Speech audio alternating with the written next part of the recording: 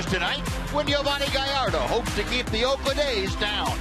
Your Rangers started the homestand in a near-perfect way with last night's shutout, and atmosphere at Globe Life Park was electric. On a perfect night for baseball, the Rangers and A's face off in Game 2 next.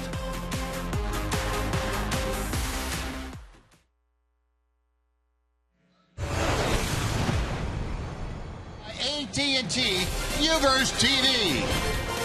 Welcome to Globe Life Park in Arlington. It's Hispanic Heritage Night, and the Rangers looking to add a little salsa to their step.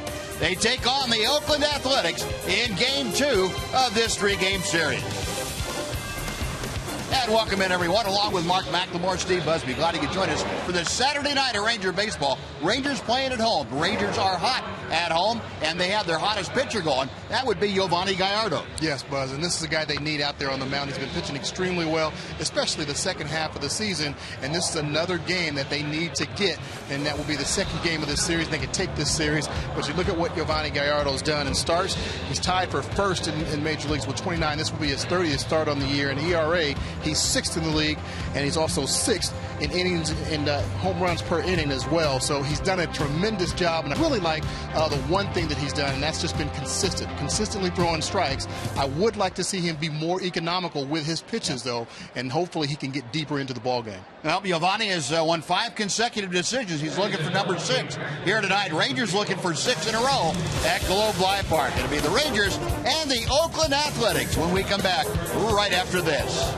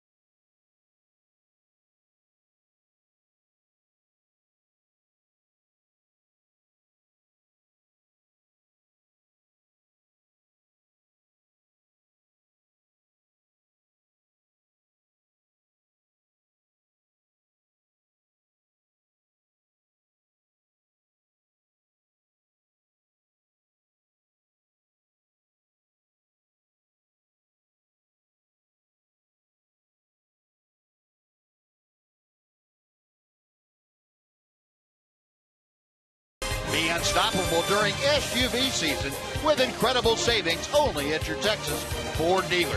Ford is the best in Texas. By AT Uverse TV. Uverse has more live TV channels on the go than cable. And by Southwest Airlines. Book your low fare now at southwest.com. Well, the Rangers and Athletics getting set to Play game 2 of this 3-game weekend series. Rangers winning last night behind the great effort by Colby Lewis. A complete game 2-hit shutout for Colby Lewis. And the Rangers improved to 74-66. And coupled with the loss by the Houston Astros last night to the Angels, Rangers now a game and a half back of Houston in that AL West chase. And they still maintain that one full game lead over the Minnesota Twins for the second wild card race. And, that first wild card is no shoe-in now for the Yankees. The Yankees lost this afternoon in the first game of a doubleheader to the Blue Jays, and they are losing in the nightcap big, 6-0 at last count. So the Yankees not exactly a sure bet to maintain that lead in the wild card. No, they're not. They've got some tough teams to play throughout the rest of the year. They still have to go to Toronto and play 3 there. They've still got another one left with them tomorrow in New York, and then they've still got to play those Orioles. So definitely not a shoe-in for them. Now we'll take a look at the standings in the American League West, brought to you by DirecTV. And there are the standings as we interplay here tonight. The Rangers, that game and a half deficit, although just one game back in that loss column, the all-important column for the Rangers and the Astros. Houston, Los Angeles, I should say, is now 4.5 games back of Houston. They're 3 back of the Rangers. Seattle and Oakland, although Seattle was making a push. Rangers splitting 4 games up in Seattle that last road trip, and kind of curtailed the celebration in Seattle just a bit.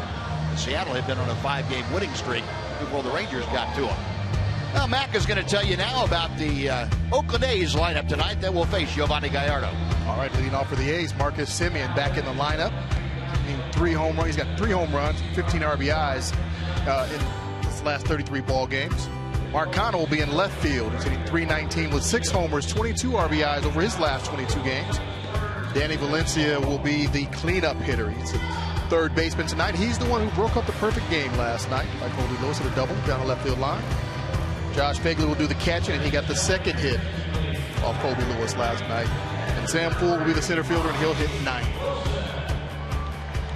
And our progressive scouting report for Giovanni Gallardo, the 29-year-old from Fort Worth. He has found a way to win, whatever it's taken lately. He has been able to do that. Rangers have provided him with a little bit more run support of late. And as a result, Giovanni has won 5 straight decisions. He's still trying to figure out, and Mac, you brought this up earlier, how to get deeper into the ball games. And he gets frustrated with that because that's something Giovanni had always prided himself in doing when he was a member of the Milwaukee Brewers, and has not been able to do that, and it's kind of bugging him a bit. Yeah, I'm sure it has. This is a guy, he can go out, he can throw over 100 pitches, there's no question about it. But we've seen him do it in 5, maybe 6 innings. Right. But now he's got to be able to stretch that and figure out how to get that done and get into the 7th and 8th and hopefully even the 9th inning. Well, Marcus Semien leading things off against him. The first 2 pitches are high out of the strike zone. It is 2 balls and no strikes. Semien, who did not play in last night's game, a .257 average, 11 home runs, and 37 driven in. Pops the next pitch back and out of play. Coming back, Bobby Wilson, but that well back in the lower seating bowl. 2-1 the count. Bobby Wilson handling the chores behind the plate tonight. Marcus Semien had hit down in the bottom of the order the last time we saw the A's. They've been moving him around, trying to find the most comfortable place for Semien to bat in the lineup. And the A's going through a big transition. I mean, it's in a state of flux almost every week. It seems like Oakland has different people moving around in and out of the lineup, off and on the team, and hasn't made for a very consistent product for Bob Melvin's group. No, it really hasn't. It's almost a tryout situation if you really think about it. You've got so many guys trying to find out where they belong in the lineup, if they belong in the lineup, and where at on the field. Yeah. Brett Lowry was at third base to begin the year. Didn't play very well over there. Was supplanted by Danny Valencia, who's now playing third base, and Lowry's gone back over to second base, where he's probably a better fielder at. So it's definitely a team that's definitely in transition. And Gallardo misses low, and that puts Semien aboard with a leadoff walk. One on, nobody out. Mark Canha coming up. Let's take a look at the Ranger defense. Delivered to you tonight by Chicken Express. Ryan Rua back in the Rangers lineup. He was recalled today, and he'll get the start in left field. Just called up from Round Rock. DeShields and Chu join him in the outfield. Napoli that started first. Odor and Andrews and Beltre around the infield with Bobby Wilson catching for Giovanni Gallardo. And Mark Canha fouling back that first pitch. It is 0-1.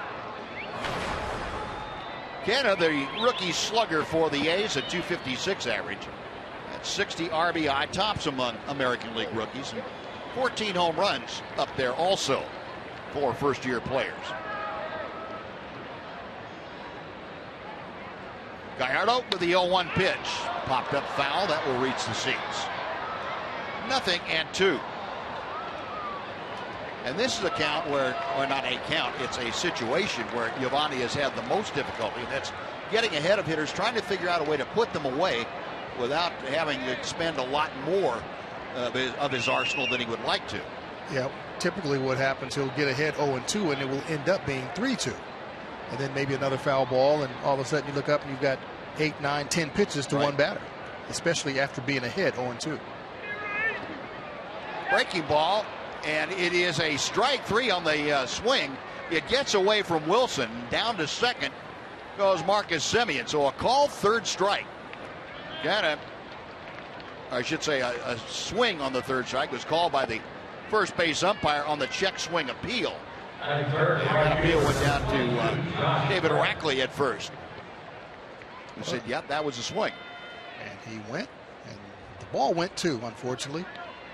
Got away and enabled Semien to get down to second base. Good breaking ball by Gallardo. So Semien now at second with 1 out. Josh Reddick takes a fastball for strike 1. Reddick a .273 average as he stands at home plate. 2 for 7 lifetime against Giovanni Gallardo. Reddick had his 8-game hitting streak against the Rangers snapped in last night's game. Colby Lewis did a pretty good job, I think you'd have to say, against this Oakland club. Just 2 hits, didn't give up a base runner until the 8th inning rolled around. 7 perfect innings, just great baseball. A great job by Colby Lewis from the first pitch to the last pitch. Fewer than 100 pitches for Colby Lewis in a complete game, 2-hit shutout. 0-2. Here's that big breaking ball again. And that's the pitch back. And you know, you may talk about this from a hitter standpoint. Giovanni Gallardo had changed from fastball curveball to fastball slider more this year. And all of a sudden, he's found it important to go back to the curveball more often. Yeah, I think you really need that curve. If you've got a curveball and you're able to throw one, it's definitely important to have it, especially when you get ahead, ahead of the count. You want to change that level, especially the eye level of a hitter. Typically, most hitters are looking fastball. That was pretty much all I could hit. So that's definitely what I look for. But that curveball, man, that messes up your timing. That puts the ball on a different plane, and you don't know what to look for, especially when you're trying to just protect the strike zone. 2-2 pitch. Off the end of the bat, Elvis kind of circles around it and has no play. It looked like Elvis might not have had a good grip on the ball, so he elected not to throw it. And Reddick is going to be aboard with the infield single. You know, sometimes the best throw is no throw. It could have been wet. I know the infield grass might be a little bit wet from it being watered down just before game time. And the track out there is still a little bit muddy. You see that mud kicking up off of his cleats. He had a good grip, but I just think he probably figured, hey, he didn't have a shot at Reddick, who gets down that line pretty good. So a walk down infield single, and that is something that the Oakland A's do a lot of, infield base hits. They are the league's leading team of infield singles. 2 on, 1 out still. Danny Valencia, the cleanup hitter, goes after the first pitch and drives it to right center. Again, that ball slicing back towards Shin-Soo Choo, almost a replay of last night. Choo able to make the catch. Both runners advance as the ball was hit deeply enough to allow that to happen. And that is out number 2, but runners now at second and third. Valencia going after the first pitch, and you see Choo and Gallardo going after the ball. And wow, that's a little bit closer. They're both calling the ball. Yeah, last night in the 4th inning, a ball hit by Mark Canha almost an identical spot. It was maybe 10 feet deeper last night. They came together and had a minor collision. Fortunately, everybody okay. So 2 gone. Here's Brett Lowry. Foul back, 0-1.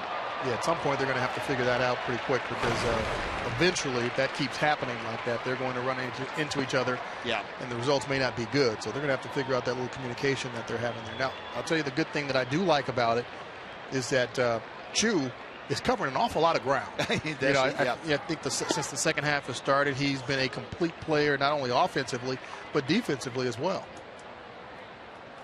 Yeah, and we've been watching, we've been talking about, it's kind of a recurring theme, I guess, that how much improved Chu is in every area of the game of baseball. It's carried over to not just his hitting, not just his defense, but base running and decision making. We'll take you back to last night. Mark Canha in the 4th inning hit a ball that was right out to the 407, and a minor collision. Fortunately, everybody got up smiling, which the fear at the moment was, oh my goodness, Delino's down again. Right. 2-1 here to Lowry. Beltre gobbles it up, throw on the mark. No runs, 1 hit, and 2 are left for Oakland. We played a half inning at Globe Life Park. It's the A's 0, the Rangers coming up.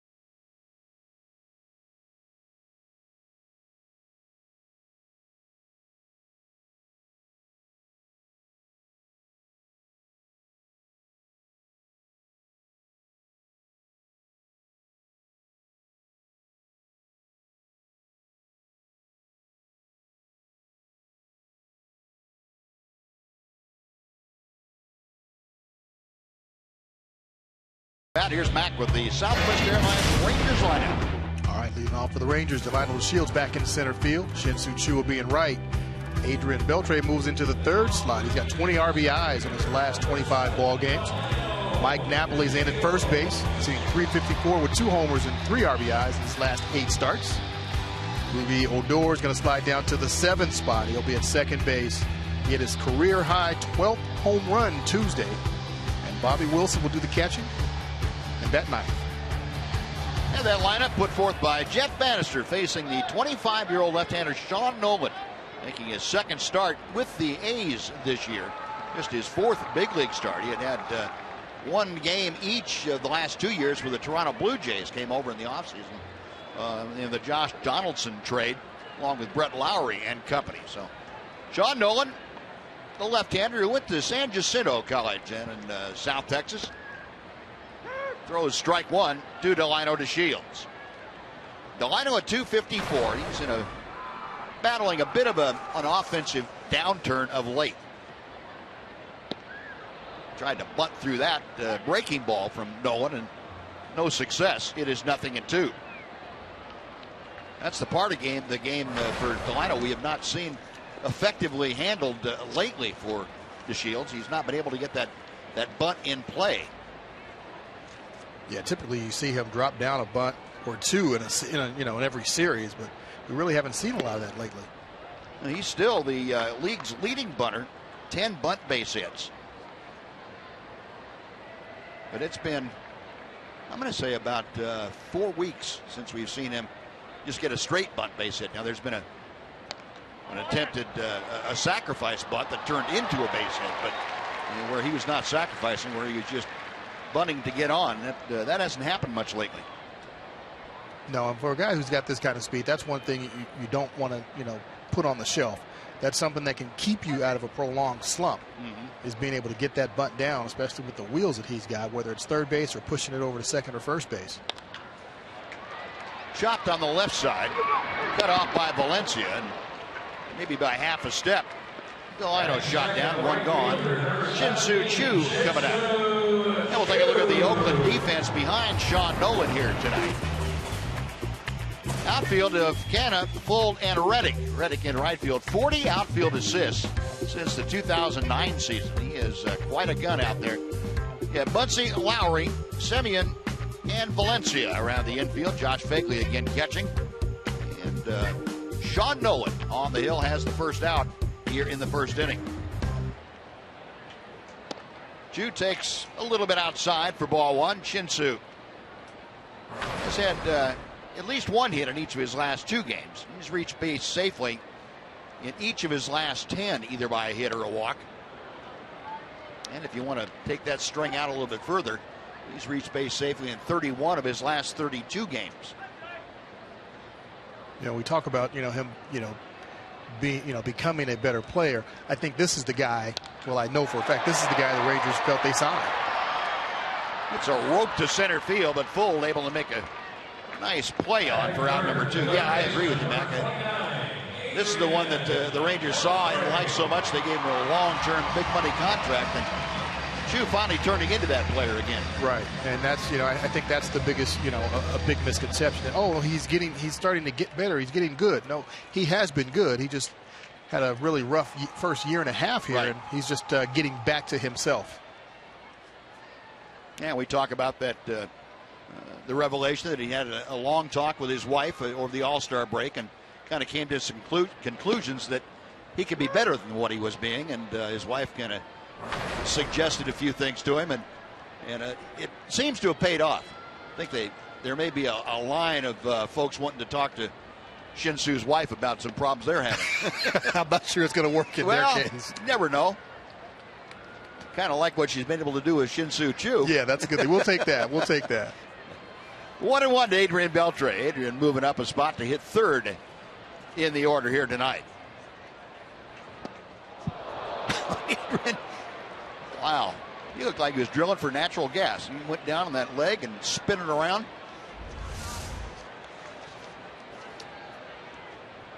Wow. For the life of me, I can't even do it.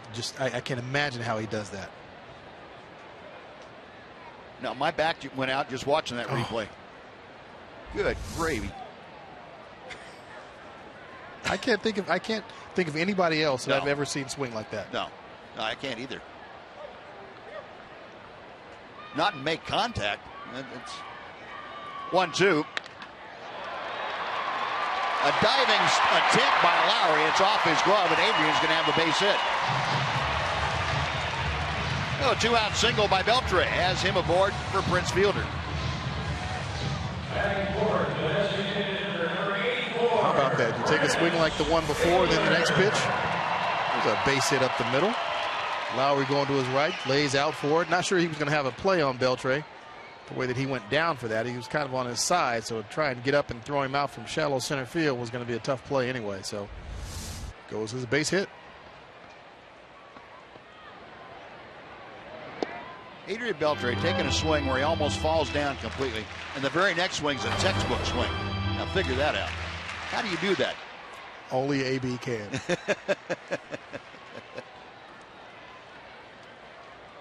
Prince Fielder, 307 hitter.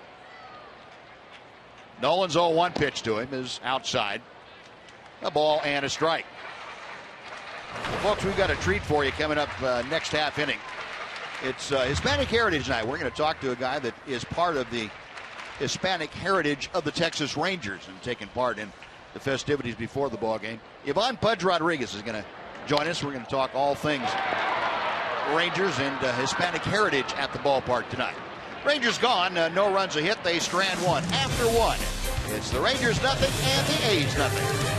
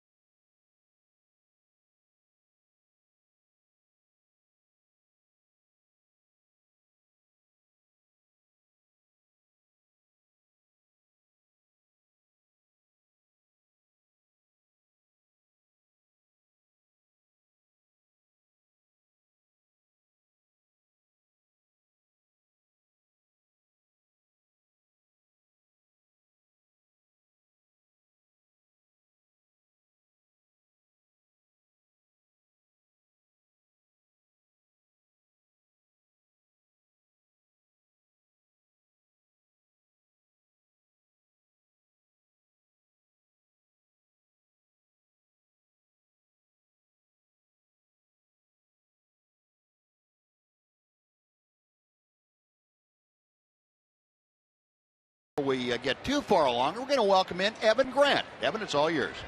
Thanks, Buzz. I'm here with Jacqueline Leach from the Crohn's and Colitis Foundation. She's the executive director of the North Texas chapter. You brought some kids with you today who got to meet Jake Diekman, Rangers reliever, who deals with colitis on a daily basis. And when you talk about gut-wrenching, which is what relief pitching is, Jake deals with kind of the gut-wrenching issues of Crohn's and colitis.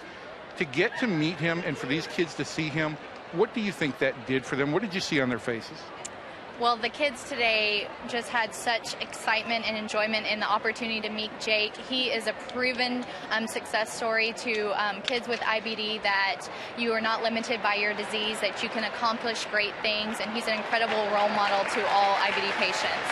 And Jake is doing more than just meeting the kids. He's wearing these Gutted Out t-shirts. Could you tell us a little bit about what that is? Yes, Jake is also raising awareness for what can be a very isolating disease. And he's created this tagline, Gutted Out. He even has it tattooed on his wrist. And these shirts are on sale right now. He has a new royal blue color, and they're on sale through September 21st. All right, great. I'll send it back to you guys. All right, Evan, thank you. Jake doing a lot of good work and settled in very nicely. You like Evan's hair? Like Evan's hair, yeah. I love his hair. Beautiful hair. That is the voice of Yohan Pudge Rodriguez. Pudge, good to see you. Thank you. You've been a busy man, huh? Yeah, I've been. But I'm good to be back home. Arm's pretty tired from flying all around the country. Just hanging that iPad watching movie, yes. I got one out here in the top of the second, and Max Muncy up there, the Baylor X, also out of Keller, Texas. Max last night at over. Well, as we mentioned today, Hispanic heritage celebrated at the ballpark. Was presented by the Dallas Convention and Visitors Bureau. And Pudge, you were part of that. I know all the Hispanic players introduced before the ball games. A lot of things going on. Face painting out here at the ballpark, and a lot of music around the club, around the ballpark. A great night for the players and everybody honoring Hispanic heritage night. Yeah, it is. It feels to me when I drive into the ballpark that I'm playing San Juan, Puerto Rico. All music, Spanish music outside, live band outside, and pretty much all the fans that I see, they're all Latin. Anyway, we are, we're living in a state that there's a lot of Latin guys anyway, so it's good to see. It's good to see them at the ballpark, and good to see all the guys. If you see, we got 4 guys in the field, Latin guys playing on the field. So it's good for the fan to see that. Yeah. But what's it mean to you, Pudge, that baseball or the Rangers are recognizing Hispanic heritage tonight? Well, it means a lot. That's we appreciate that from the Rangers to being recognized like that, as far as us as a Latin, and we are in the sport that that you see in America, and be able to come over here as a Latin and be part of this every year event and see all these Latin fans and Latin players playing the field is great to see that, Mike. Yeah, all the players and folks with the ball club introduced before the ball game, and the countries they were with. There's a strike 3 to Muncie. They got a crystal gift presented to them by the Dallas Convention and Visitors Bureau, and I know a fairly small gift like that is something important, I think, for all the Hispanic guys, huh? Yeah, it is. And it's amazing to see, Buzz, that how many players from different countries we have, here in our team. Mexico, Venezuela, Puerto Rico, and it's great. It's kind of like how.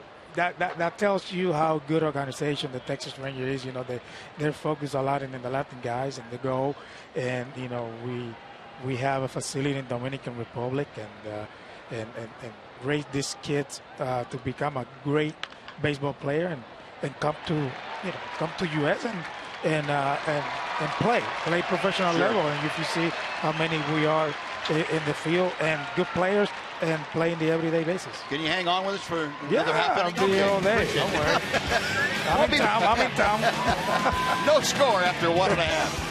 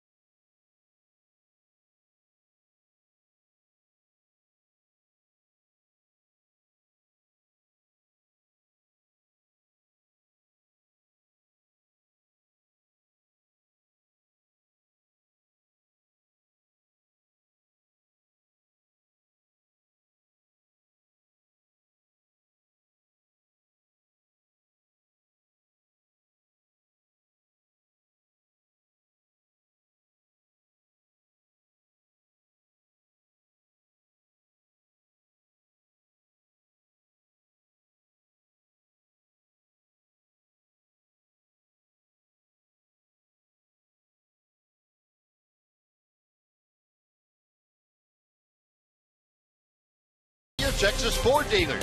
Be unstoppable during SUV season with incredible savings only at your Texas Ford dealer. Ford is the best in Texas.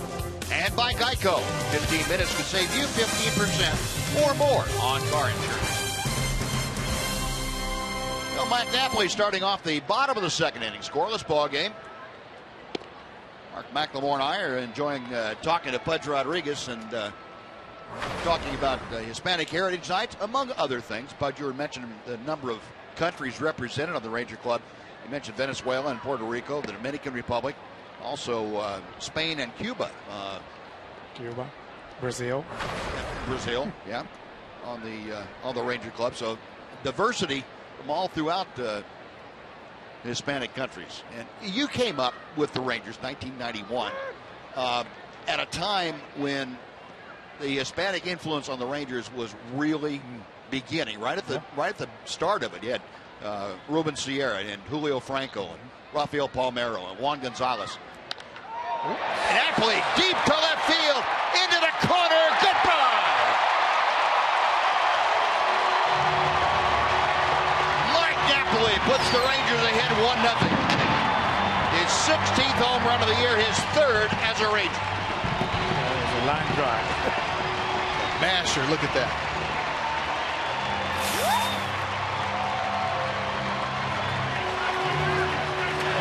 Well, this is what they got him for. To get in there and face left-handers. I still think he can hit right-handers, but they specifically went out and got him to face left-handed pitching.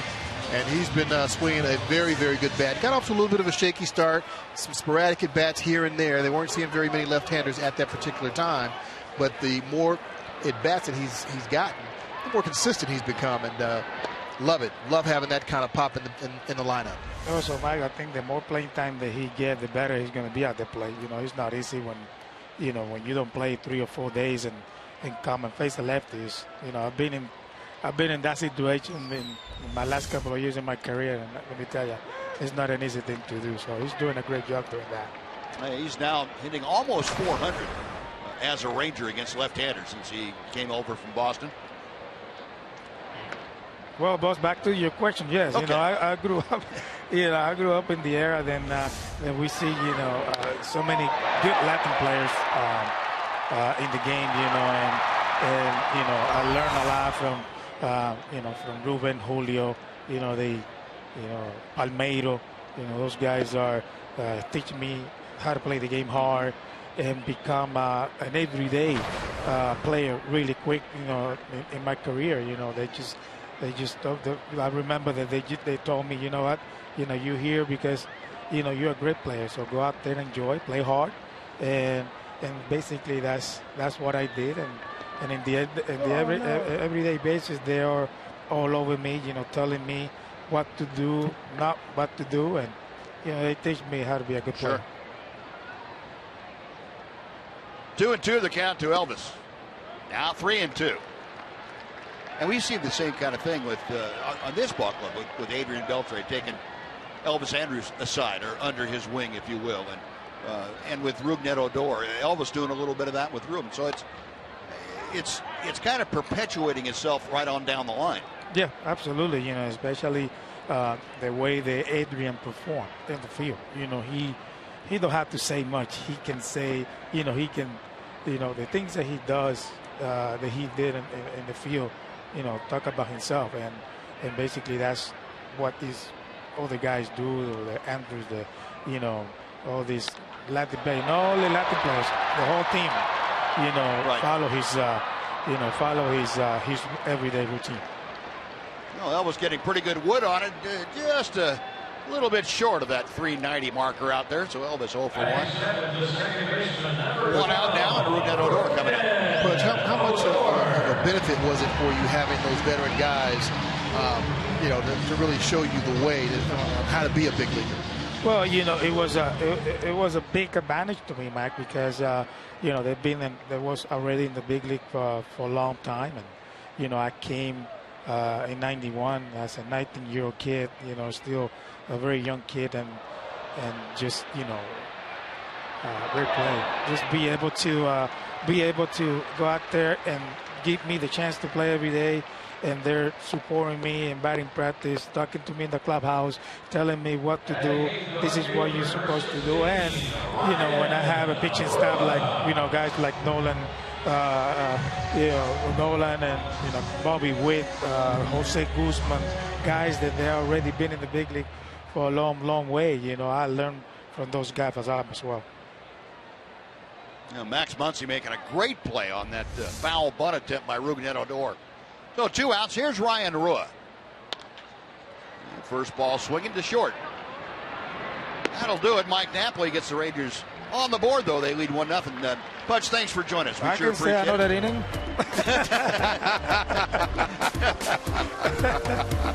Thank you for having me. Appreciate it. All right, guys. 1-0 Rangers after 2.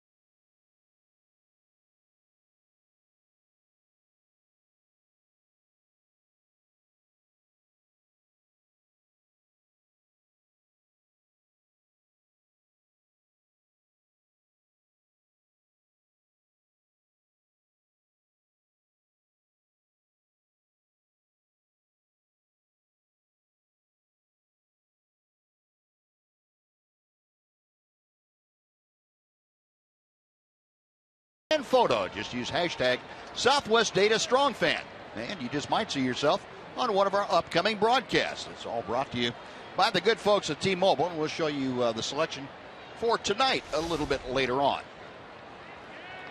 Well, Giovanni Gallardo now with a 1-0 lead to protect. He is out there facing Sam Fuld, the number 9 hitter. Fuld, a late insert into the starting lineup last night in place of Billy Burns, who had to be removed due to injury. Fuld out there again tonight. And it looks like Billy Burns won't be available for the finale of this series tomorrow either, which I don't think bothers the Rangers too much. No, it doesn't. He's been a thorn in the Rangers' side all year long, so to have him not in the lineup, that's a good thing. And Stephen Vogt, the A's leading hitter, home run hitter, is going to miss the games too. Fuld drives this into right center field. That is deep up the alley and off the wall. Delino plays it back in. Fuld maybe a couple of feet just short of hitting one out of the ballpark. But he is aboard with a leadoff double.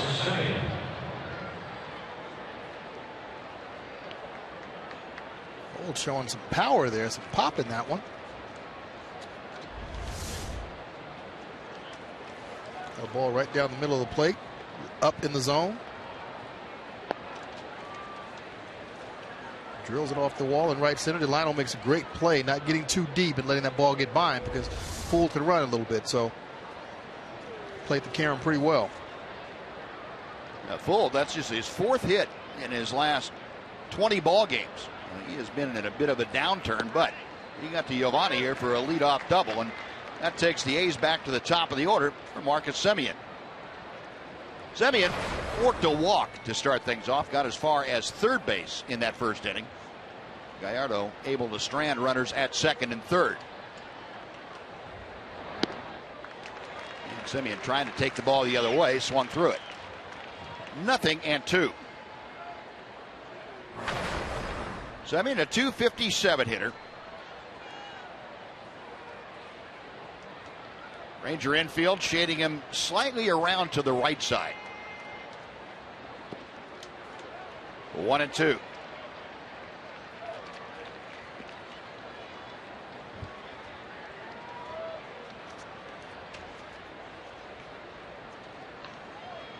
Giovanni Gallardo working with the runner at second, approaching the 40 pitch level here in the third inning. Call, strike 3. Semien looking for something out over the plate to take the other way, and Giovanni said, got him on the inside corner. Nice pitch by Gallardo. Great pitch by Gallardo. Bobby Wilson slides to the inside part of the plate, puts that target up there. Gallardo throws it right to him. Doesn't move the glove. Perfect pitch in that situation. Kind of do a little bit extra on that one too. Yeah, good timing to do it too. It's extremely important coming inside. You do have your best stuff going in there. Well, 3 strikeouts now for Gallardo, and none bigger than that one. 1 out. Mark Canha went down swinging his first time up. Bobby Wilson going to go out and have a little chat with Gallardo.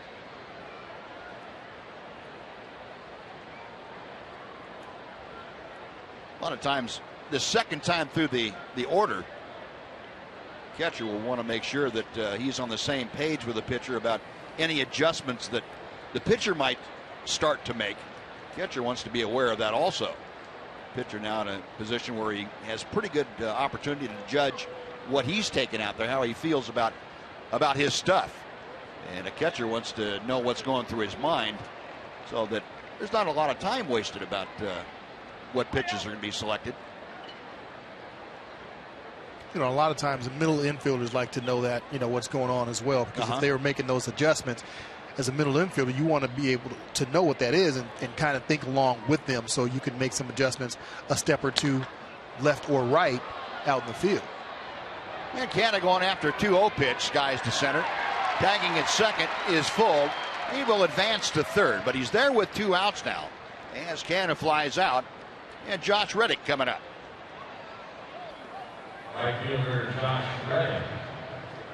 Yeah, I would think back, especially when, in this day and age of the overshifts or shifting virtually on every pitch, it would be an advantage for you as a middle infielder to either not shift quite as much or maybe take that extra step, depending on what a pitcher catcher were doing.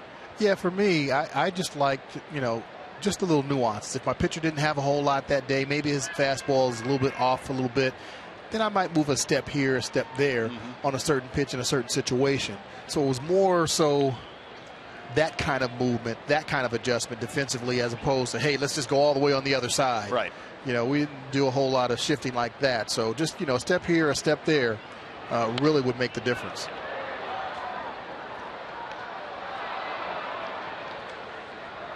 As a second baseman, did you have to shade according to either going right or left? Were you better going one way or the other, and had to adjust your placement because of that? I would sometimes shade up the middle a little bit, depending on who the runner was, because if I got the ball going to my left, going toward first base, it was easier to get him. So I wanted to be up the middle and kind of take that away a little bit. So I had my first couple of steps were pretty quick, and that's really what enables you to get to a ball. So I would shade up the middle, maybe a step. Very rarely 2 steps, but maybe just a step. I didn't make those large adjustments like that. Just a step here, a step there, depending on who it was running, and if they were a good hitter and could run. Because there are a lot of guys that were big guys, big hitters that could run. Yeah. So if they're hitting the ball up the middle, I want to be able to be there and still get make the throw. 2-1 pitch to Reddick. Now 3-1. Now Reddick, left-handed hitter, to be followed by Danny Valencia, a right-handed hitter. So Giovanni does have a base or two open. He doesn't have to give in to Reddick here. Reddick had an infield single his first time up. High and away, ball 4. It didn't look like Giovanni, after he fell behind, was really interested in working to Reddick. That's probably a smart move. Not that Danny Valencia is a slouch, but you really want to kind of go with the odds here, righty versus righty. And the way Josh Reddick has historically hit this ball club, that's not a bad thing. Just let him walk to first. Not a bad thing at all. Very little damage done by a walk in this case with 2 outs. No, Valencia and a fly ball to center his first time up there. Valencia, you'll remember last night, broke up the perfect game of Colby Lewis with the leadoff double in the 8th inning. Colby hung him a slider, and Valencia didn't miss it. 0-1. Pretty well located first pitch cutter / slider. Valencia in his last 6 ball games has struggled a bit for the A's. A's got him on a waiver claim from Toronto back on the 3rd of August. Reddick on the move. The pitch is a strike and a bluff throw to second. They freeze full down at third base, and Valencia in with a stolen base, or I should say Reddick in with a stolen base.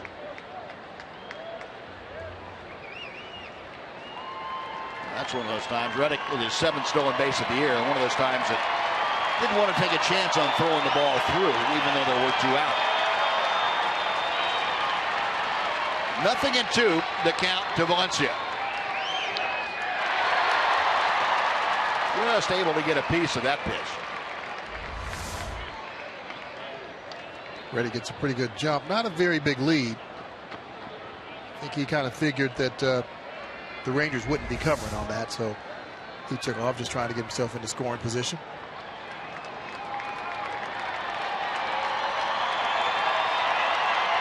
Still 0-2, and the crowd here making some noise in support of Giovanni Gallardo.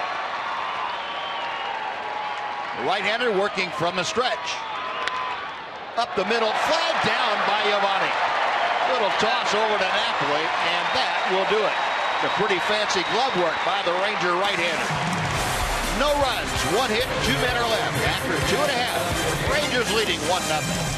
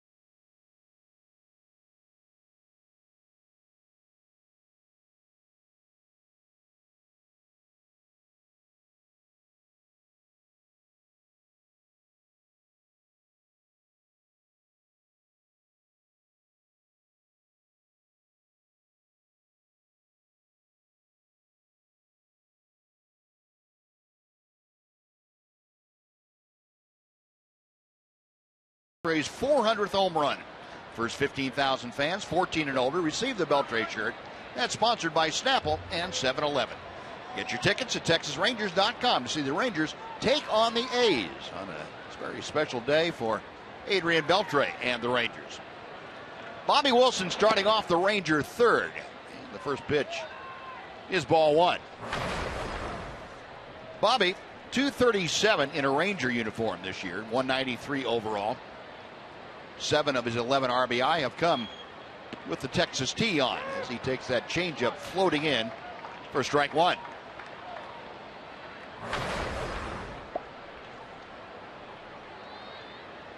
Bobby just 2 for his last 17, but you talk to Jeff Bannister and he'll say, hey, with Chris Jimenez and Bobby Wilson, the job they have done since being called upon to help the Rangers out the first day of August, if they hit 100, we're happy with that.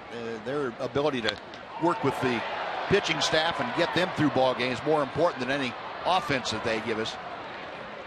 Wilson hit it pretty well, but to the big part of the ballpark. He is going to make that right turn at first base. That is out number 1 and takes the Rangers back to the top of the order. Yeah, the offense the two of them have been providing has been tremendous. The Rangers wouldn't be where they are right now if they didn't have that kind of offensive production.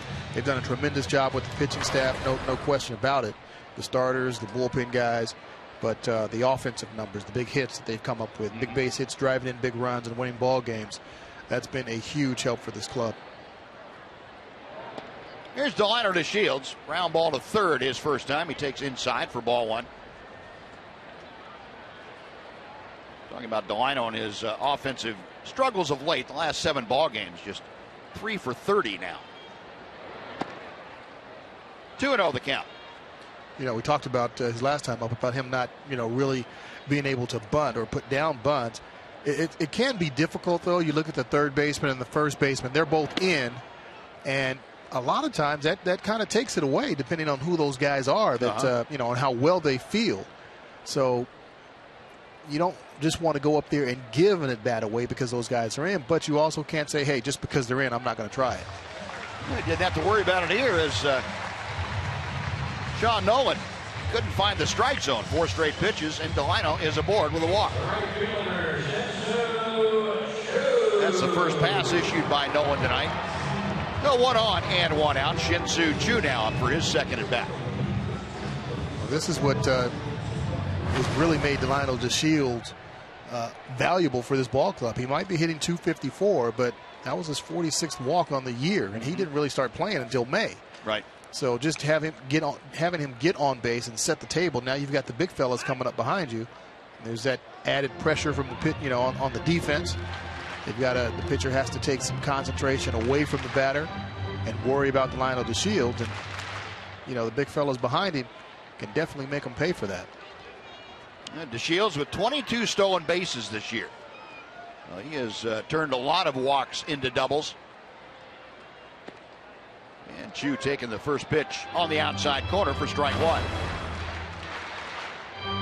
DeShields 22 out of 29 so far. Rangers had kind of an up and down running game. They had the application of it anyway. At times they have run very successfully, and at times they just haven't tried to run. Check swing foul, and it's 0-2. Overall, Rangers still third in the American League, 84 swipes this year.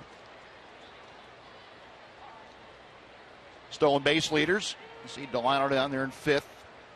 Altuve still leading by a wide margin over Lorenzo Cain.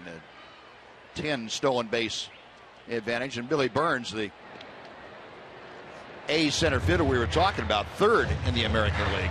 And that's one of the big reasons why Rangers are not sad to see him out of the lineup.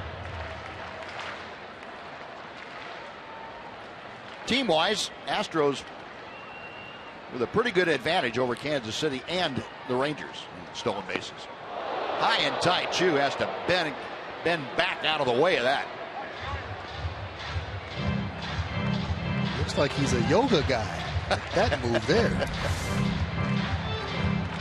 Man, watch yourself. Well, good hitters can wait till the last second to get out of the way, and they do it. I don't know how in the world they do it.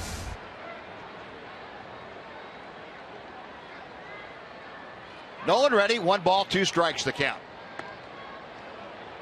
Now 2-2. You know, those guys that wear all the gear and the padding, I don't know that I could do that. Because number one, that means you're getting hit an awful lot. Yeah, that you feel that you have to go to the padding because you're going to continue to get hit.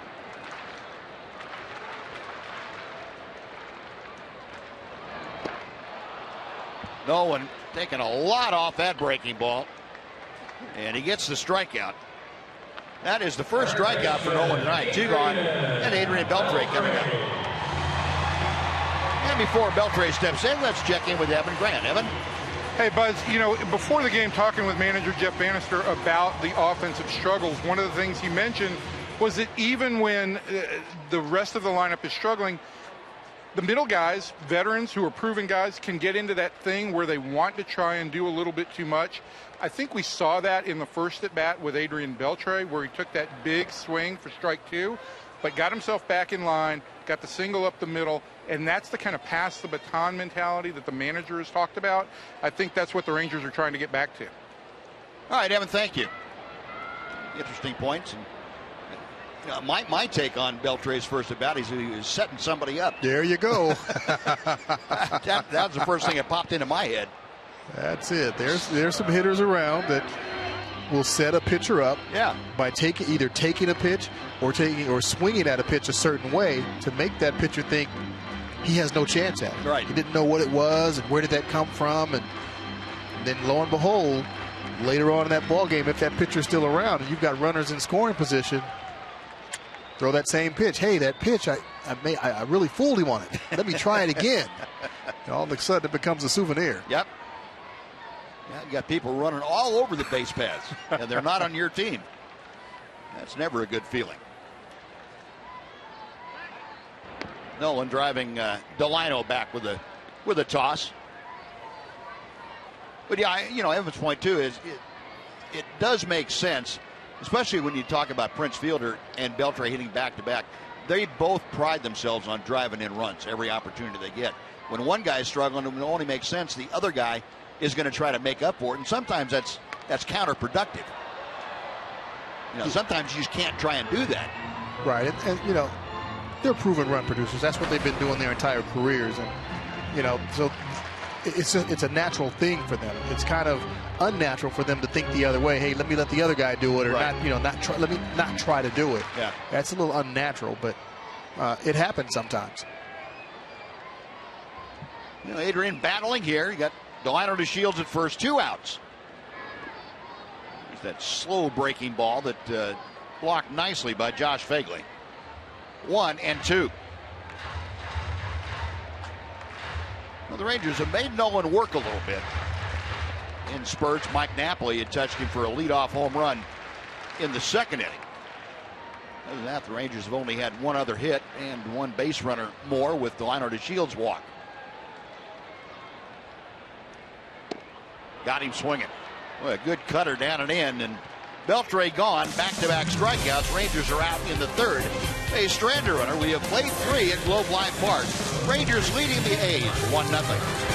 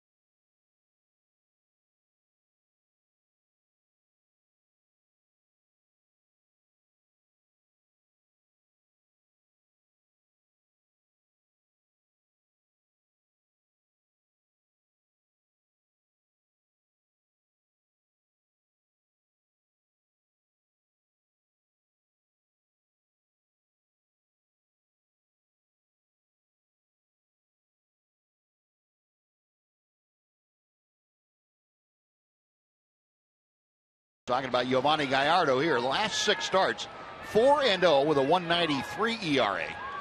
And in 4 of those 6 starts, he has not allowed a run. Giovanni in a good role. Continuing that opponent's hitting just 167 with runners in scoring position against Gallardo. So, tougher things get in the game, the tougher Giovanni gets. That pitch to Brett Lowry just off the outside corner. 1 ball and 1 strike. Lowry, Butler, and Muncy, the first 3 to do the swinging against Giovanni Gallardo. Lowry, a ground ball to third, his first time to the plate.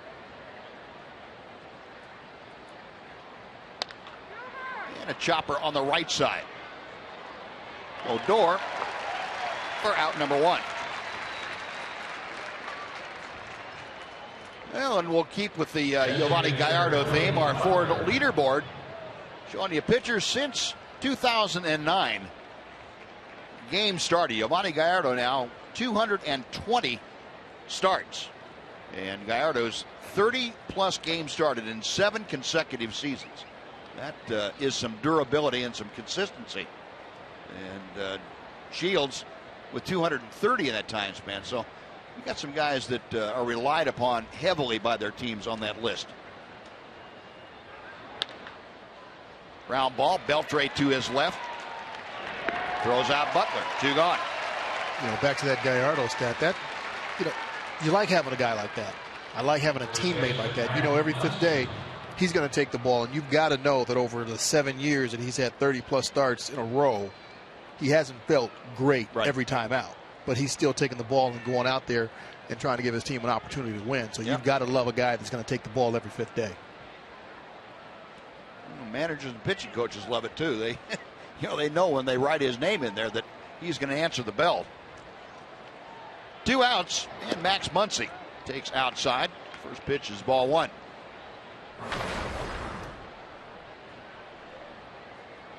Muncy, a strikeout the first time that he faced Gallardo tonight.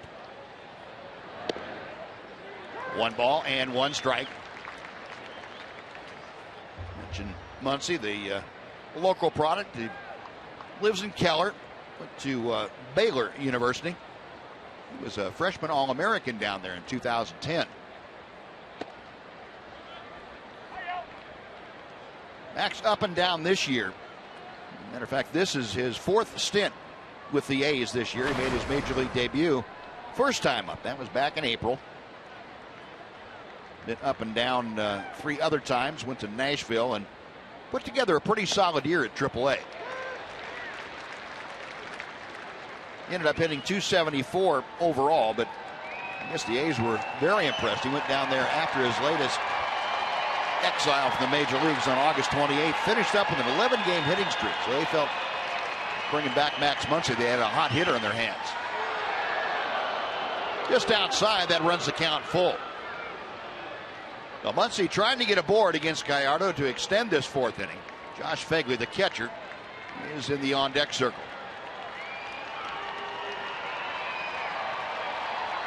Gallardo to the wind, the payoff pitch. We'll try it again.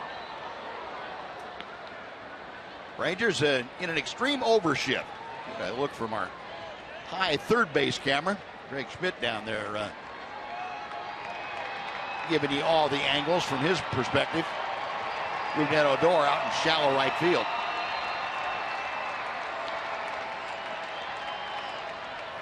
Target set outside again, the 3-2. And it's twisting out of play down the left side, back about 3 rows.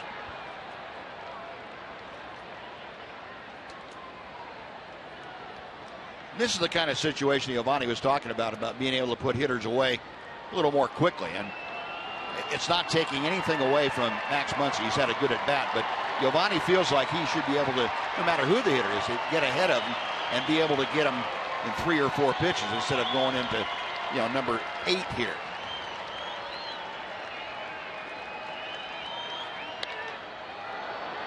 That one's in play, and Ryan Rule moved to his left.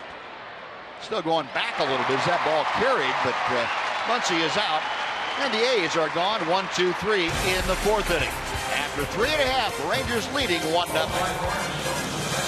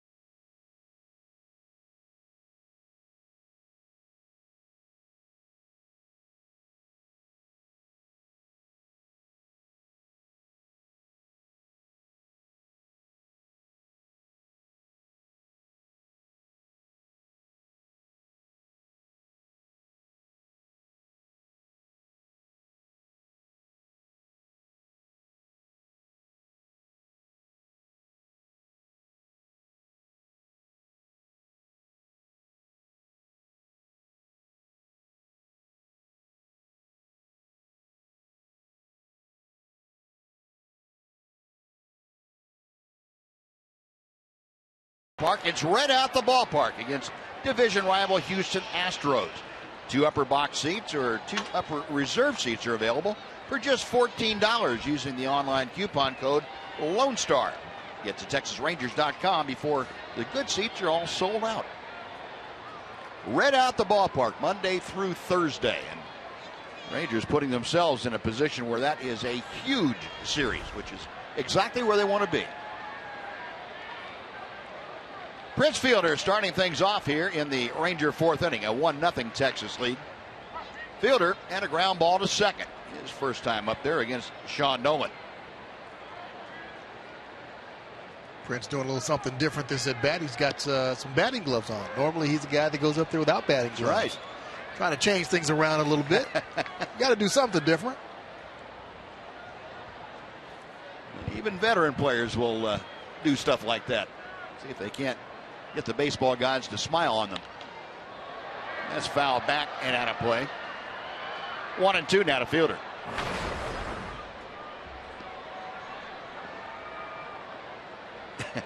Yeah, you know, sometimes a guy that go to a heavier bat or a lighter bat, maybe a little bit longer bat, or somebody else's bat. Yeah. Gloves, no gloves. Well, that's what Elvis did when he started right at the All-Star break. He went to a bigger bat. It was I believe it was one of Prince's. And started using that, and things kind of fell into place for him pretty well. Lowry, the second baseman, on to first. 1 gone. Will Fielder twice has grounded out to Lowry. Now Mike Napoli will come up. And the crowd giving Nap a nice ovation. Napoli in a line drive over the left field wall, right down the line, his first time up. 16th home run of the year overall for Napoli, his 3rd in a Ranger uniform. I mentioned Knapp added to the active roster on the 8th of August for the Rangers, and our AT&T U-verse rewind will take you back to the 2nd inning. Oh, and left that breaking ball a little bit up, and Napoli said thank you very much.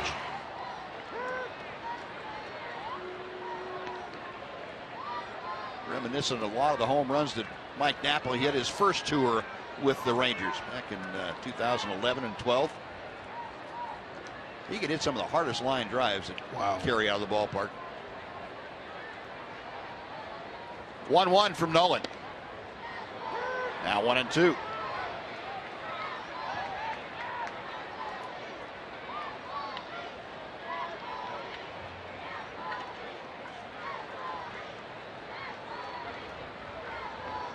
Left-hander okay is the sign. And Napoli again, this one a towering drive down the left field line. It's fair if it's gone, and no. It didn't quite stay fair long enough. Just missing the foul pole down there. Had plenty of distance. Maybe about 5 feet foul once it got to the pole. Probably need that foul pole to go up another 100 feet higher.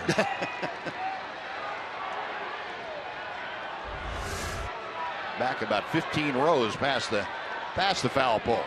Another 1-2 pitch. Check swing. He did not go. And the count evens at 2 balls, 2 strikes.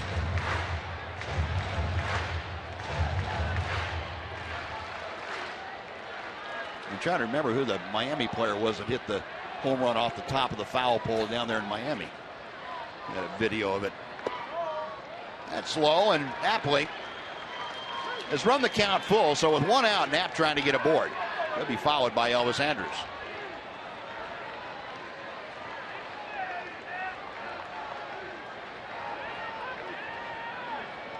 Vaguely giving the signs out, and Nolan back to the plate. Call strike 3, and I think Knapp kind of knew that. He was headed kind of toward first, but veering off toward the dugout on his way out.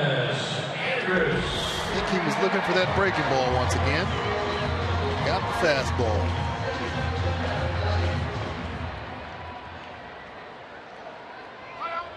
Yeah, he knew it. Yeah, saying I'm out there. I hate it when that happens.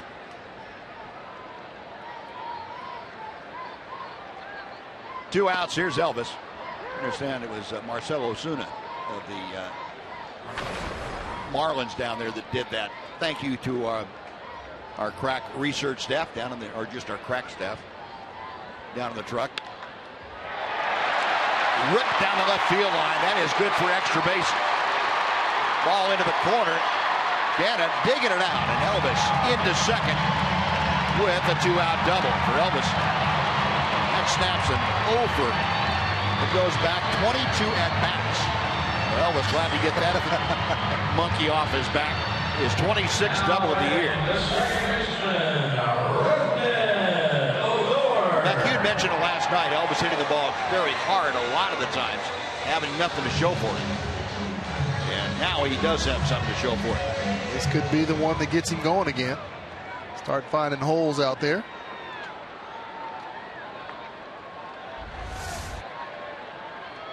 Well, third hit of the night for the Rangers. 1 on, 2 out. Rougned Odor trying to bunt his way aboard and was out on a very fine defensive play by Max Muncy. Elvis with the sign to the dugout and the smile right afterwards. You know, a lot of times when you've got a guy that's going, 0 for 22, you may start to think, hey, there might be something mechanical that he's not, that he's doing that's not allowing him to get hits. But, I got a chance to talk to Elvis today. He said he feels good. He's just not getting hits. Yeah. But, again, he's not one of those guys that's going to worry and panic and start changing his stance and doing different things. He said they'll come. They'll start falling. And there you have it.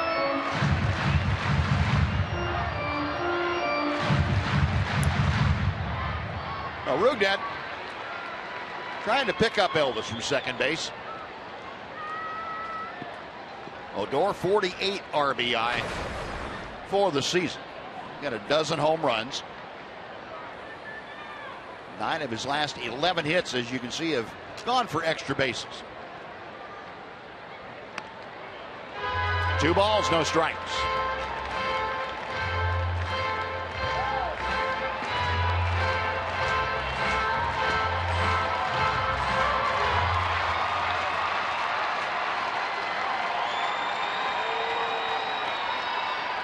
Nolan looking in. Okay's the sign, a check of Andrews. And it's outside. Ball 4. Odor draws the walk. And now Nolan will have to face Ryan Rua. Now batting the left fielder, Ryan Rua.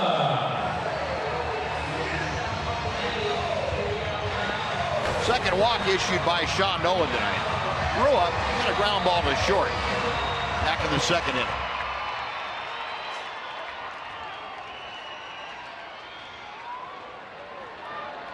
So Ryan a 198 average after the 0 for 1. Nolan's first pitch to him is high for ball 1. And Sean Nolan really struggling right now with his command, with his control. You got the command. He's having trouble getting the ball in the proper zip code. Yeah, he's not really even close to the strike zone right now, the left-handers or right-handers.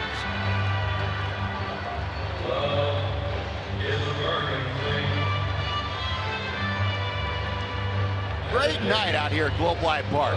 Beautiful Saturday evening, and Rangers thrilling the fans with Mike Napoli's home run. Good pitching by Giovanni Gallardo, trying to make it 6 in a row here at Globe Life Park. At home, they've won 17 in the last 21. And that big breaking ball catches the very top of the strike zone. 1-1 to Rua. So the note on Ryan about the last 13 games that he had at AAA.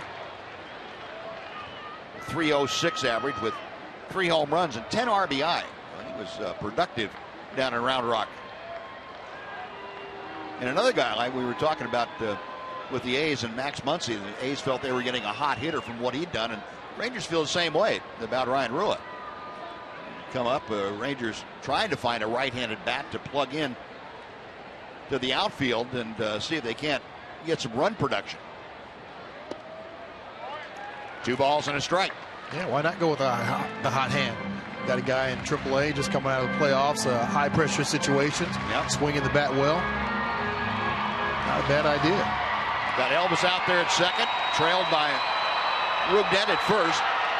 2-1 the count, a good hitter's count for Rua. Little pop out by second base that Lowry takes care of. And that will do it. Rangers get a double and a walk. Strand 2. We have finished 4. It remains the Rangers 1 and the Athletics nothing.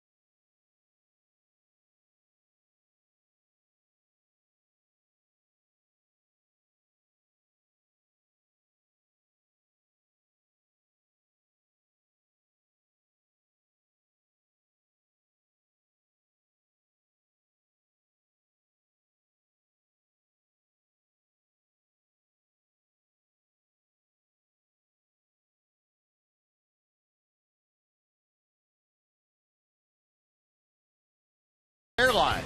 Book your low fare now at southwest.com. And by Mazda. In every car we make, you'll see why driving matters.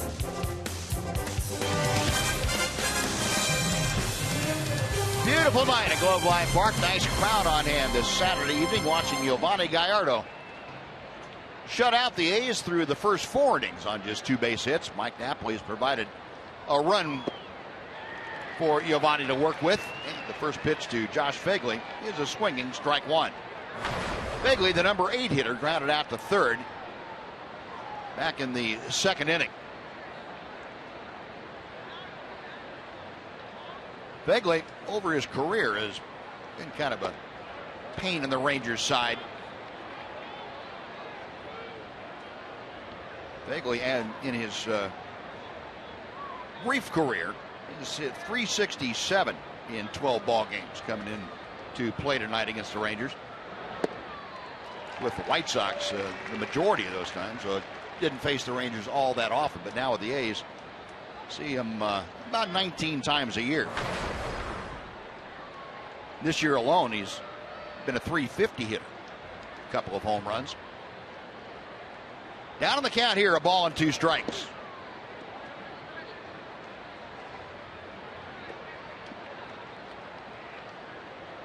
That for Gallardo, his 67th pitch of the night.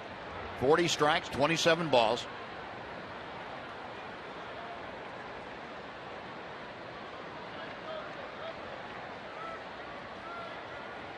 The 2-2 pitch. Squirted out towards second base. Rugnet Odor handles that. 1 away for Sam Fulton. So Gallardo now again starting to get more ground balls. Didn't have a lot early in the ball game, but now starting to get that ground ball machine cranked up. Over 50% ground balls for Gallardo this year, which is a stark contrast to the kind of pitcher that he was with Milwaukee early in his career. A lot of high fastballs and curveballs. He was a strikeout pitcher that got a lot of fly balls when hitters made contact. Tried to go back to change, reinvent himself, if you will, and throw more 2-seam fastballs that had a tendency to sink, and the slider Make himself a sinker slider type pitcher and get more ground outs. And now he's, at least the second half of this year, looks like he's starting to be kind of a hybrid combination of the two. Well, I kind of like the fact that, you've got 3 or 4 pitches that you can throw for strikes. Yeah. As opposed to 1 or 2. Obviously, that's not going to get you very far in the major leagues, having 1 or 2 pitches that you can control, unless they're just absolutely devastating. Obviously a good fastball and then a exceptional off-speed pitch. But, if you've got 3 or 4 pitches that you can throw for quality strikes at any time in the count, right, a hitter has a very slim chance to be able to do anything with that. Yeah, I think that moniker you put on, the caveat you put on any time in the count, and that's the key. Yeah, because there are certain counts that you're looking for a certain pitch. If a guy is struggling, okay, he's going to go with the pitch that he can throw for a strike. I know what that is because he hasn't been able to get his secondary pitches over. So I'm going to look fastball, and I'm probably going to, pick a zone. But if not, I'm definitely going to pick a pitch. And big league hitters tend not to miss that when that happens. So if you've got a guy that can, he's got a fastball, slider, changeup, what is he going to throw? If you can throw it any time. Sure. Your best bet as a hitter is, pick one and hope he throws it and hope you hit it. Again, the 2-2. And that is in the dirt. Fuld able to check his swing. The count has gone full. Sam Fuld, who doubled his first time up, trying to get aboard here in the 5th inning. Top of the order, Marcus Semien is in the on-deck circle. And again, the crowd getting behind Giovanni Gallardo and the Rangers. 3-2 with 1 out.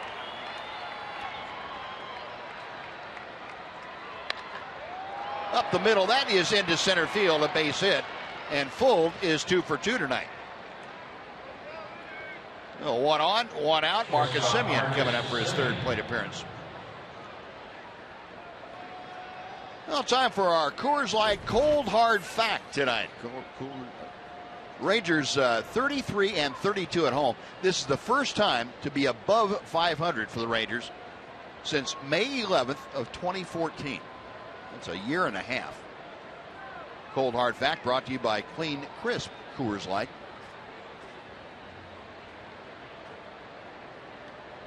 And the way this year started off at home, you might have thought it was going to be 2024 before the Rangers got back to 500 again.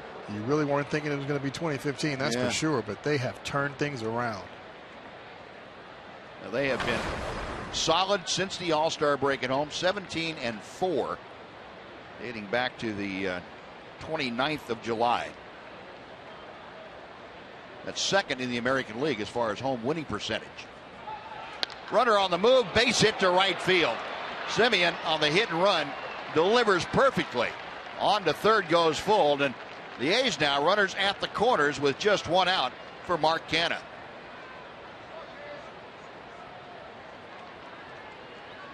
Bob Melvin put him in motion. Got Sam Fuld going. Marcus Semien at the plate. Gets a pitch, takes it the other way. Odor was going over to cover second base and hit it right there in the vacated hole. Perfect hit and run. Go back-to-back base hits. A's runners at 1st and 3rd. Mark Canha has struck out and fly to center field. Well, the Ranger 1-0 lead in jeopardy here.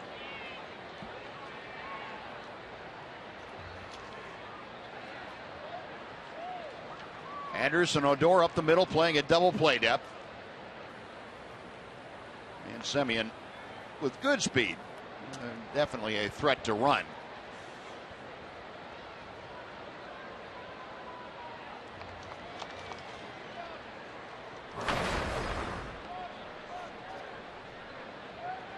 Canha, as we mentioned, leading the American League rookies in RBI with 60 of them.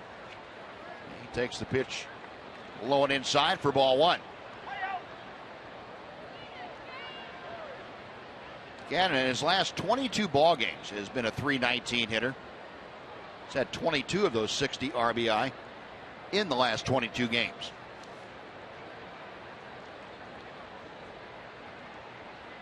Gallardo with a 1-0.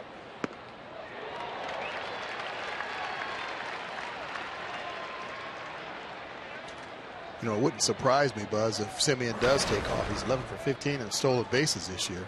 So it wouldn't surprise me. Bob Melvin had him trying to steal second base, not necessarily a hit and run situation with the cleanup hitter or your number 2 hitter, but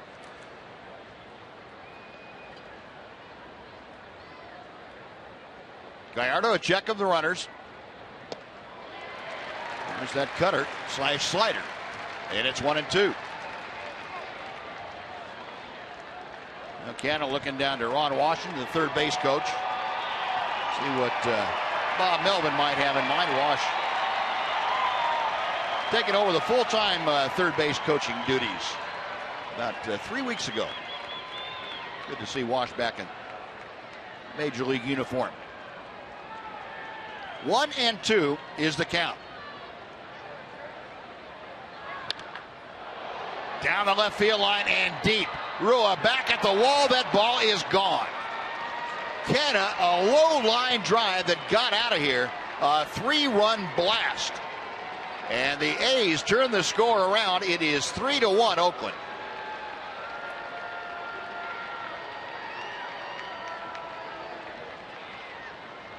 Mark Canna with his 15th home run now has 63 RBI.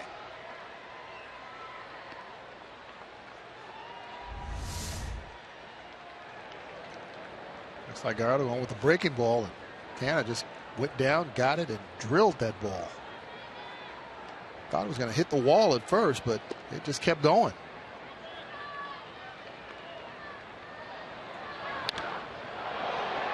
That didn't have a whole lot of hang time getting out there.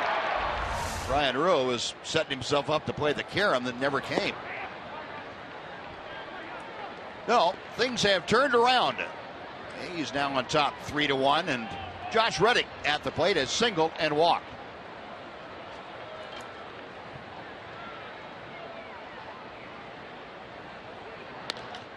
And Reddick serves one into left. That is down the line. It's in for a hit. Reddick taking a big turn, but he will hang on as Rua gets the ball back in. So 4 consecutive one-out hits.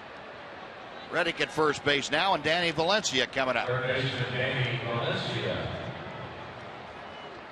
And Mike Maddox very quickly out to the mound to kind of slow things down a bit.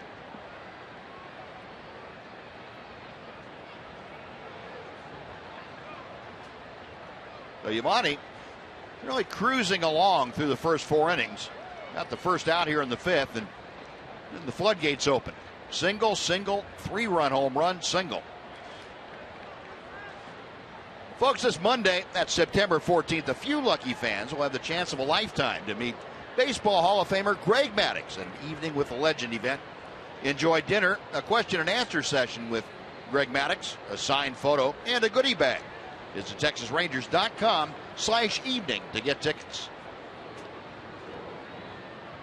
The 1 on, still just 1 out. Valencia takes lone outside for ball 1. Valencia tonight has flied to center and tapped rather sharply right back to the mound. Ross Ohlendorf, veteran right-hander, losing in that Ranger bullpen.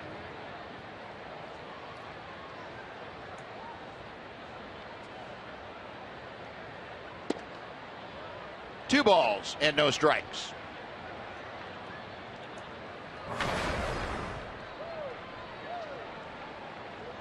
Valencia with the average at 286.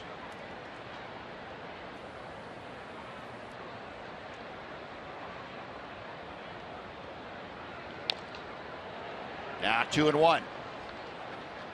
Mark Canna with the 3-run home run, and for Yovani Gallardo, that was the 13th home run that he has given up this year. Gallardo among the lowest home run totals in the league, averaging less than 2/3 of a home run per 9 innings, 0.65 per 9 innings. That was good for 6th lowest. But it jumped up and bit him here. It got him with a breaking ball. Thought he might go with a slider there. He hadn't been able to touch the slider. He's been swinging at it. Thought he might go with it there with a 2-strike situation.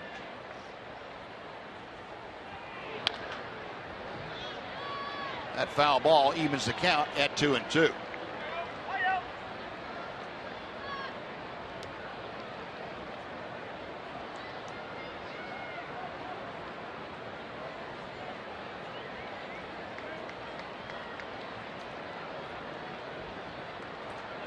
Let's see, with 13 home runs this year, he has driven across 53. Reddick, the lead from first. And the 2-2 pitch is inside. That fills the count. Now Valencia hitting fourth in the order. Brett Lauer, the second baseman, is next. We'll see now with Reddick will be off and moving with the 3-2 pitch with one out. Gallardo checks him. Reddick is staying put. And Valencia pops it up. Way up in the air. Beltre has run out of room. That ball into the photographer well right next to the A's dugout. Well, we'll come back and try it again. Adrian telling Elvis I needed to stretch my arms about 4 feet.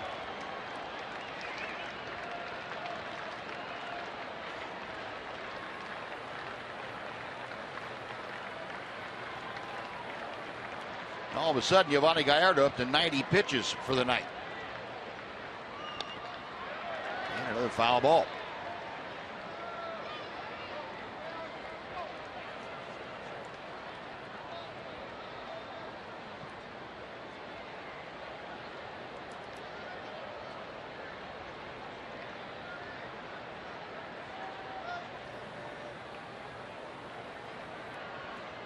Giovanni peering in for the sign from Bobby Wilson. Another check of first. And Valencia drives one to left field. Rua's going back. He is at the wall. That ball is gone. Andy Valencia with his 14th home run of the year. And the A's have put 5 on the board here in the 5th and lead it 5-1.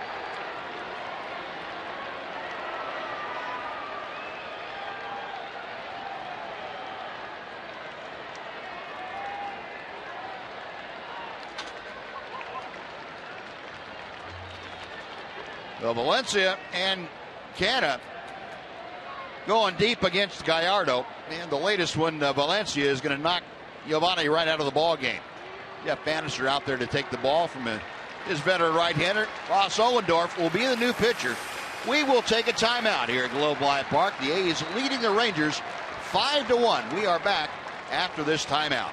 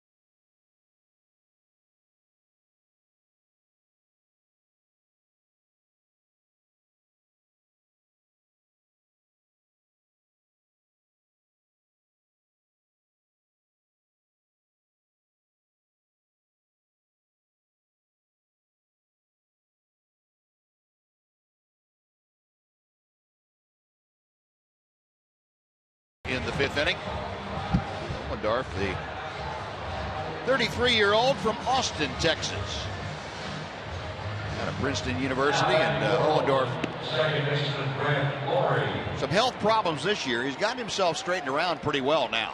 And he was designated for assignment by the Rangers, re-signed with them, did his work at AAA Round Rock.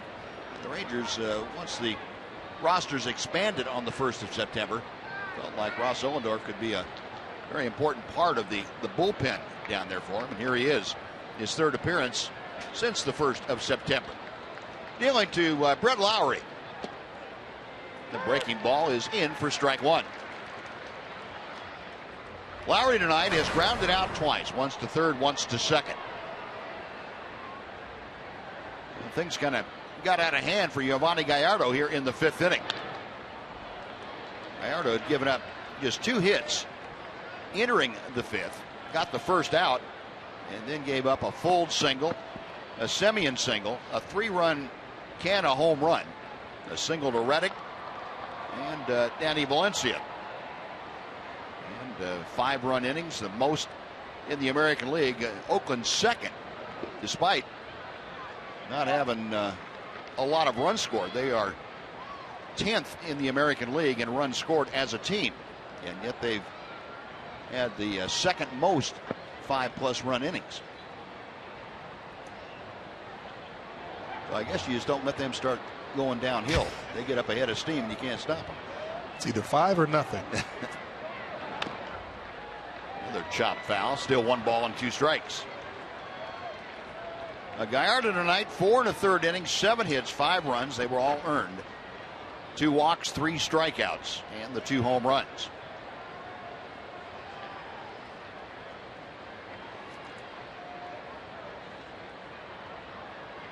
Ollendorf back to the plate.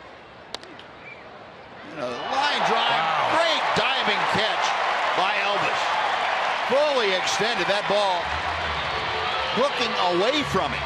And Elvis made a great play just into the outfield grass. See him get a great jump, a couple of steps, lays out there as far as he can go. That's some defense right there. Love to see that. The Rangers, and it's no accident, I don't think, they have started playing better once the defense tightened up, and you're starting to see more and more plays like this one turned in by Elvis. Saw a couple in last night's ball game supporting Colby Lewis that were just out of this world, and Elvis, an ET play also.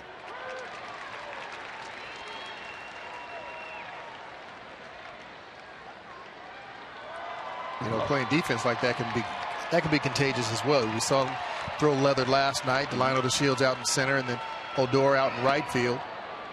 Then Elvis there, and Elvis again has been playing great defensively in the second half of the season. Yep.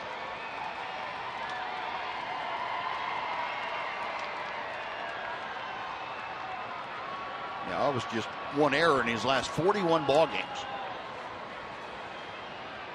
1 ball and 2 strikes, the count to Billy Butler, the A's DH tonight.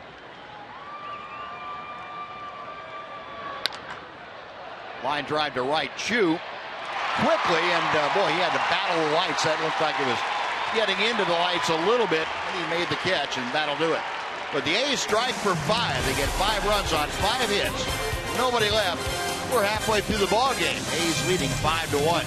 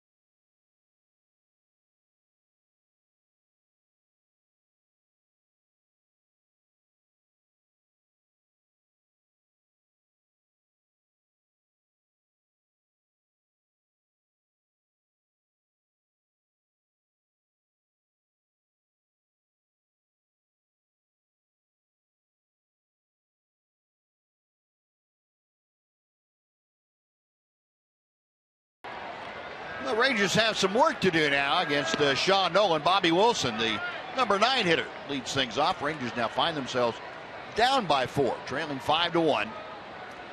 Be Bobby Wilson, Delino DeShields, and Shin-Soo Choo, the first 3 to do the swinging against Sean Nolan. And the left-hander misses with the breaking ball. 2 balls and no strikes. Bobby Wilson had a fly ball to center his first time up.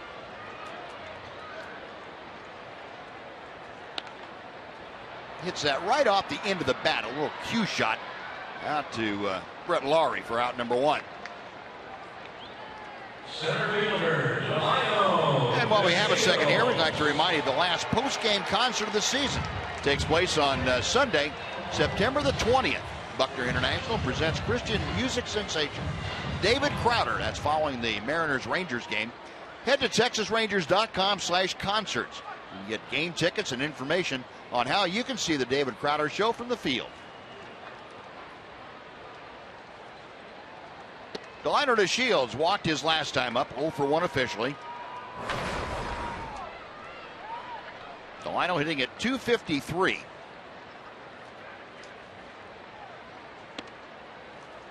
Changeup is high. It's 2 balls and no strikes. The Rangers so far have been held to 3 hits by the left-hander Sean Nolan.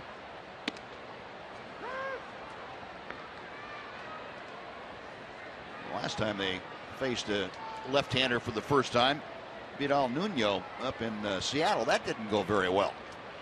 It did not. No. To the tune of a 1-hit performance by Nuno for 7 innings in a shutout. Well, hopefully this third time around through the lineup, they'll have a better idea of what he's trying to do to him. And Delino caught looking at that pitch just on the inside corner. A breaking ball from Nolan. That is strike 3, 4th strikeout for Sean Nolan. Well, maybe the 4th time. Nolan rolled the breaking ball down and in. I guess too close to take. Yeah. 2 up, 2 away. Nolan now will face Shin-Soo Choo. Choo drives one to right center field. That is up the alley. And 1 hop off the wall. Choo motoring into second with a 2-out double. That ball was blistered. 28th double of the year for the Ranger right fielder.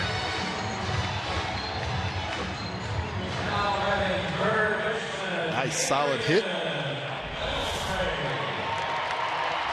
Got a fastball up out over the plate. Drills it into right center field. Continues to swing a hot bat. 11 straight games now. Shin-Soo Choo has been on board either by a hit or a walk. And 32 out of 33. Here's Beltre. And Adrian takes low and inside for ball 1. Beltre 1 for 2, a single and a strikeout.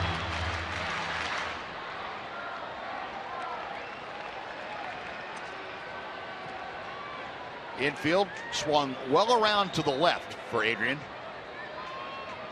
Outfield in a similar fashion. And Beltre skies to center field. Full coming on, makes the catch, and that will do it. Rangers get a 2-out double, but strand Shin-Soo Choo. And we'll go on to the 6th inning here at Globe Life Park. It's the A's 5, the Rangers 1.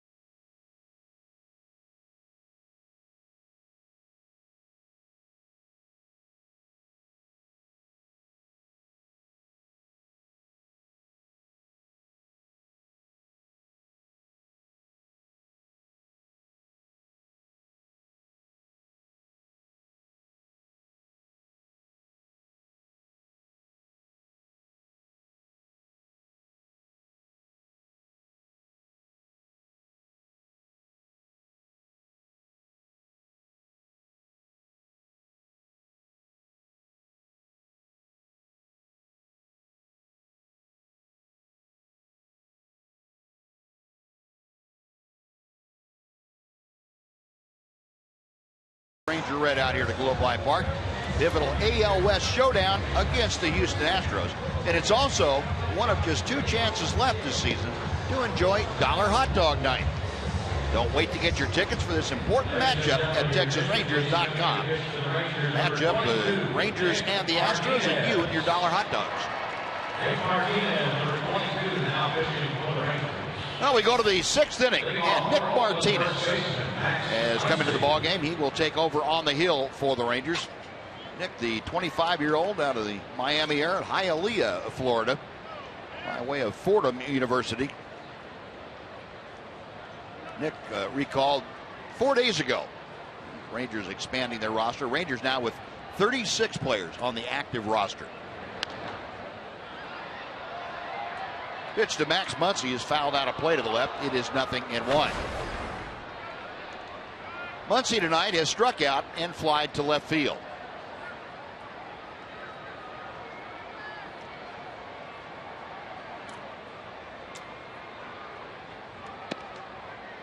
One ball and 1 strike.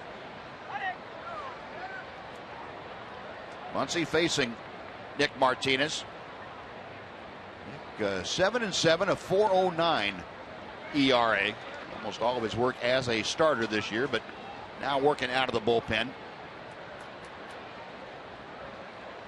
This is 6th major league relief appearance.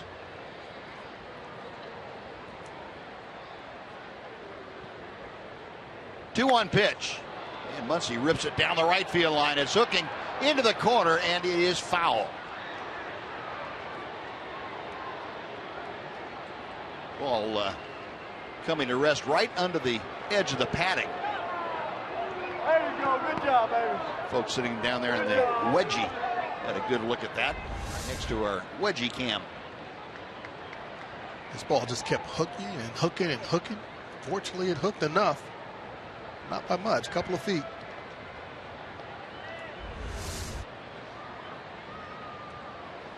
No, 2-2 now the count.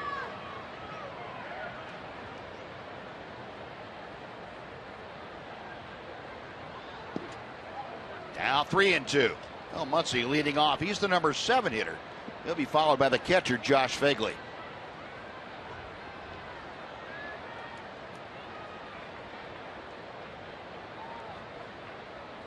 Nick to the wind, the payoff pitch. Stroked into center. That's going to be down for a base hit. And Max Muncy has his first hit of the night and of the series. He's aboard with a leadoff single here in the 6th inning. And Josh Fagley coming up, but first of all, we're going to check in with Evan Grant. Evan? Hey, Buzz, thanks a lot. You mentioned the red out this week with the Astros coming to town. Those 4 games, probably the biggest regular season series the Rangers have had at home in quite some time. And for the low price of $10.53, you can get seats just like the ones that I'm in at TexasRangers.com using the CBS Red Out coupon code. The Rangers want everybody in the ballpark to be wearing red. I know you guys will be red from head to toe. We will be. We'll be. Yeah, you're right, Evan. We will have our Ranger red on, and I couldn't guarantee the shoes, but No, I'm not going to do the shoes. No? I might do the socks, but not the shoes. Okay. I can get some Red Sox from down there, but shoes. Individual tickets, the upper box or upper reserve, grandstand reserve, or Lexus Club Terrace seating. It is $10.53. How about that? Available for all 4 games against the Astros. TexasRangers.com and the coupon code CBS Red Out.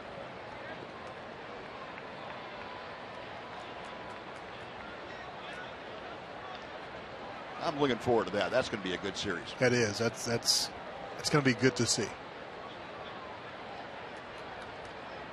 Astros playing a little later on out in Anaheim, and that throw gets away from Napoli. So Max Muncy advances 90 feet.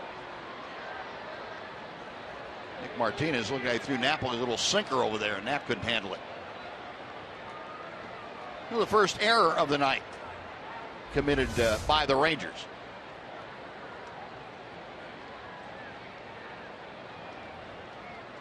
That's a tough one there.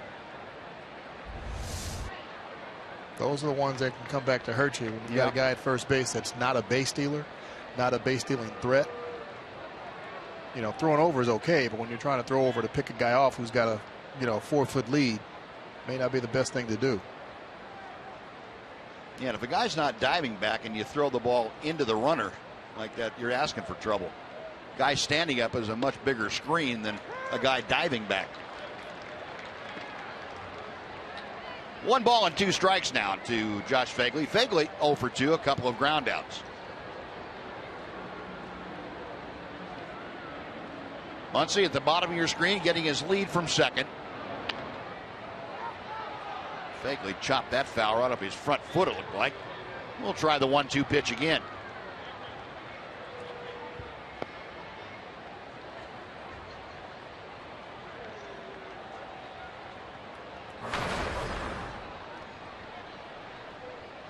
Chuck Morgan out here at the ballpark putting the score of the Angels-Astros game up on the big screen. Let the folks see a run scoring play for the Angels. Angels out in front 2-0 in the early going of that ball game. The Angels won last night 3-2. And Nick Martinez wins this matchup with Josh Phegley. Gets the strikeout.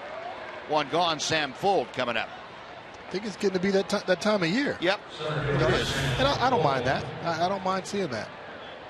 You know, when things are this close, you've got the team that's ahead of you coming in the next series.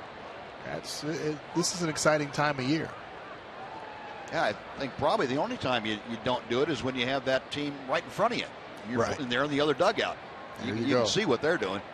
Kind of like the Blue Jays and Yankees in this weekend series in New York. And the Yankees, unfortunately, can look across the field and see the Blue Jays. And they can look on the base paths and see the Blue Jays. They're running all over the place. And crossing the plate. Yeah, 10 times in that second game. Blue Jays won the first game in 11 innings, 9-5. And they are ahead 10-4 in the second game. Yankees started play today trailing Toronto by 2.5 games. And they're falling further behind as we speak. Quickly. Sam Fuld, 2 for 2 tonight, a single and a double.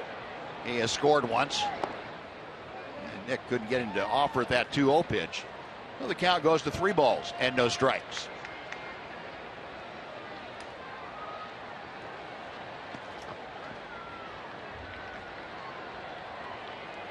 Fuld with the 2 hits. Gotten his average up to just a couple of clicks shy of the 200 mark, 198. Ball 4. So 2 on with 1 out. Marcus Semien coming up. And Mike Maddox hit it out to the mound quickly. Now batting shortstop Marcus Semien. Mike taking a extra moment out there to let Sam Freeman get in a few more throws in that Ranger bullpen. And if you're looking down the list, the next left-handed hitter is 2 hitters from now to be Josh Reddick. But right now, Mike Maddox trying to encourage Nick Martinez to offer up a double play ball. That doesn't sound like a bad idea right here. Mike has done that a few times in the last month or 2. Ordered up a double play ball, and it's immediately come his way. Good pitching coaches, you don't have that touch. They can go out there and do that every once in a while.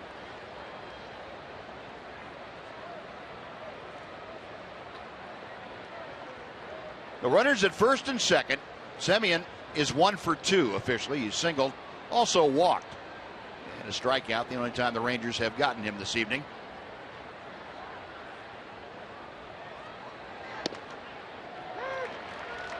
Nothing in 1.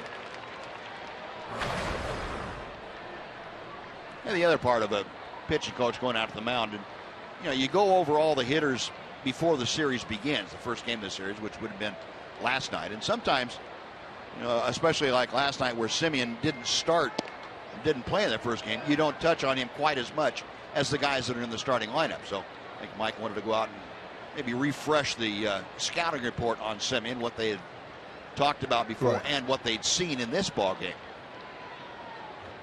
just to make sure everybody's on the same page and how they were going to do battle against him. 2 balls and a strike.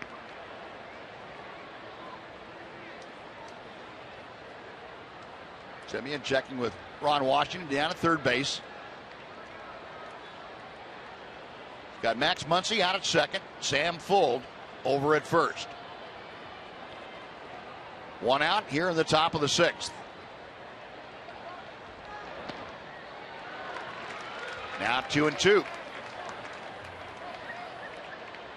Nice breaking ball by Nick, going down and away. Keeping the ball down in the zone, hoping to get that ground ball.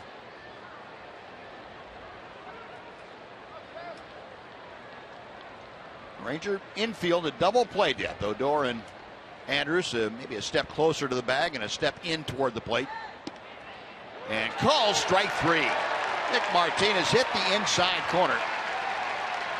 Marcus Semien didn't think so. But that is out number 2.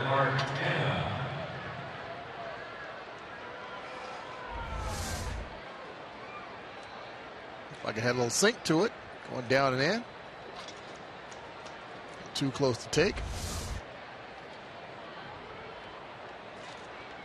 No, that'll do it for Nick Martinez. He is lifted in favor of Sam Freeman. Left-hander's going to come in to face Mark Canha, right-handed hitter who had a home run last time up. Pitching change underway here at Globe Life Park. We'll take a timeout. We're back right after this.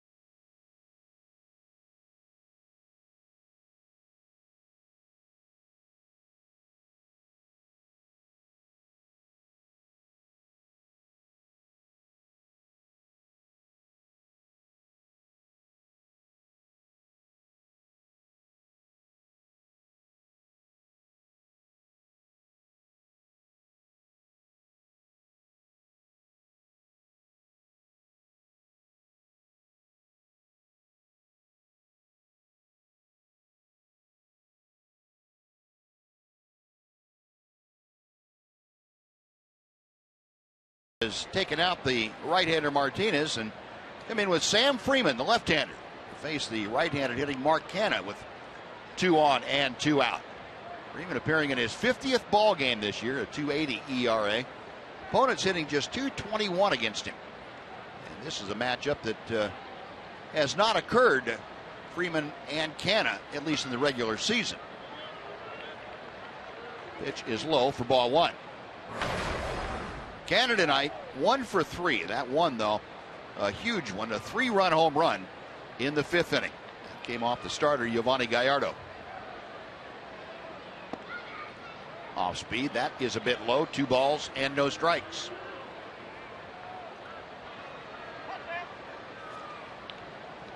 Canha 63 runs driven in. That is tops for American League rookies this year.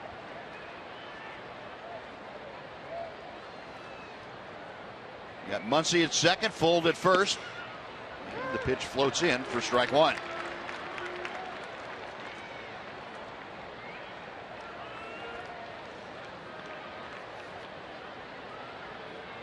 Last time we saw Sam Freeman was next to the last game in Seattle.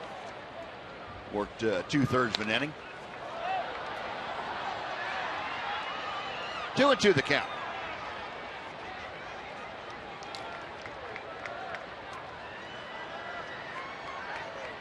Sam, the 27-year-old, grew up in Carrollton, went to Hebron High School. Spent several years as an important member of the St. Louis Cardinals bullpen. Now the 2-2 pitch instead. Sam's going to spin around to see if he can't get Muncy straying from second.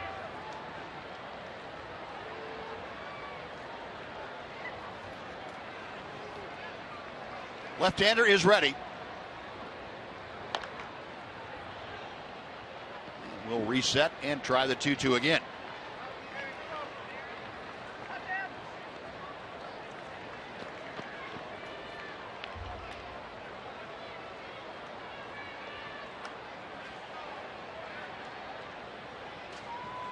Sam Freeman, one of those left-handers that has reverse splits.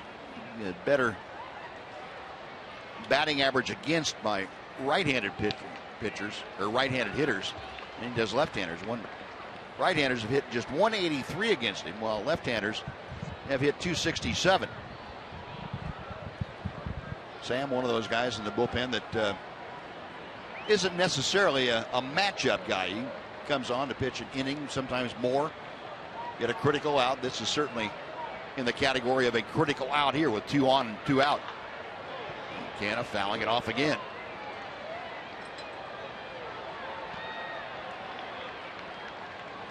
You know, that always amazes me when a guy has reverse splits like that. You know, you look at Sam being a hard throwing left-hander that kind of comes a little 3/4, sometimes kind of slings it, but lefties hitting better than right-handers. Yeah. You would think right-handers would see that better and have more success, but obviously not. Canna pulling a couple of off-speed pitches, getting closer, and that's the worrisome thing. Yeah, that if you were a guy that threw straight over the top or something like that, you say, okay, well maybe that explains it. But Sam looks like he would be very tough for left-handers to hit. Oof. Well, the good thing right here, we know he's tough for right-handers to hit. Another 2-2 pitch is coming. It was a good fastball, and Canna able to get a piece of it.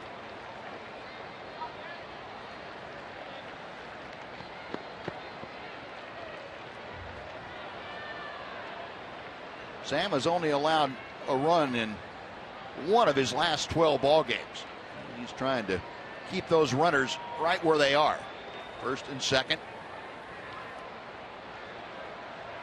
Again a 2-2. And another foul ball.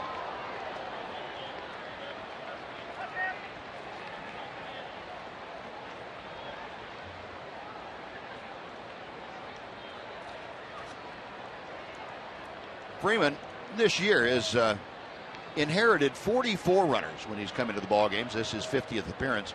Only 10 of them have scored so far. That's pretty good. Pretty good number. Got him swinging. Took something off and got Canna on strikes. A long at bat ends in a punch out. And the A's end up stranding 2 on a walk and a base hit. After 5.5, A's leading 5-1.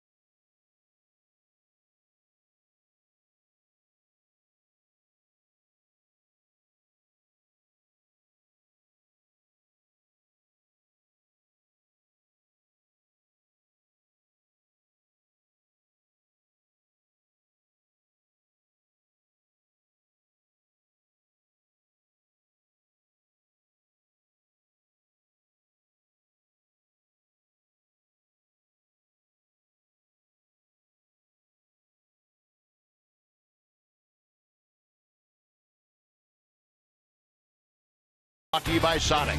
Tonight's jackpot is worth $2,500 and dinner for two at Sonic Drive-In.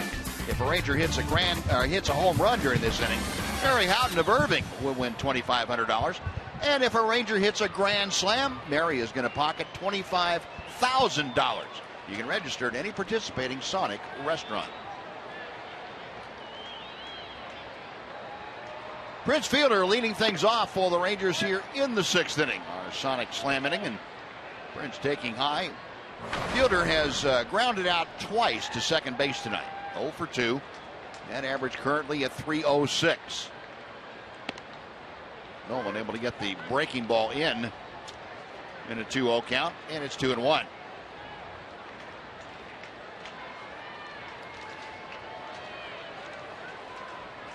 Now the left-hander winds and deals, and Fielder pops it out of play. Fielder has reached base in each of the last 13 games that he has faced the Oakland A's. Over that time, he's hit .391. In those 13 games, he's had 6 runs driven in.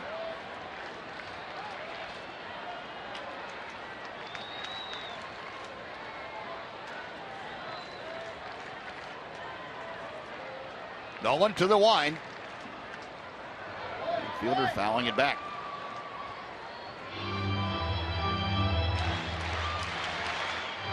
Prince hasn't been getting a lot of hits, but he's still been getting on base. That's a good sign there.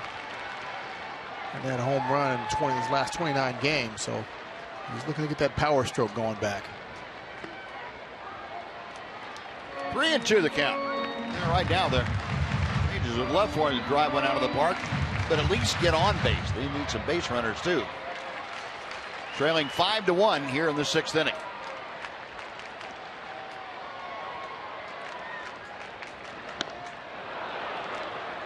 That is strikeout number 5 for Sean Nolan. Fielder gone, 1 away for Mike Napoli. First baseman, Mike Napoli.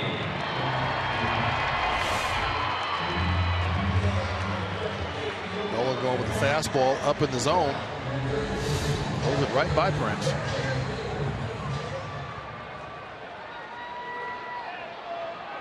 Napoli tonight has homered and struck out, so it's been the penthouse or the basement for him. That home run for Nap is 16th of the year. He was looking at 17 there where that pitch was. 0-1.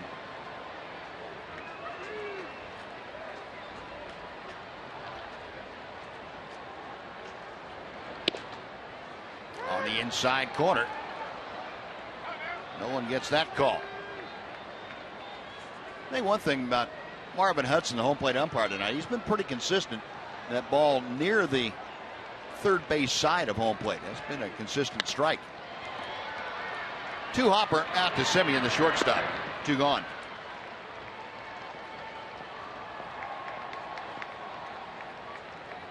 The shortstop, Elvis. Semien, who has 34 errors this year, handled that pretty flawlessly. Semien and Brett Lowry is double play partner now. 34 errors for Semien, 22 for Lowry, and 56 errors between the two of them. That is the most by a duo in baseball.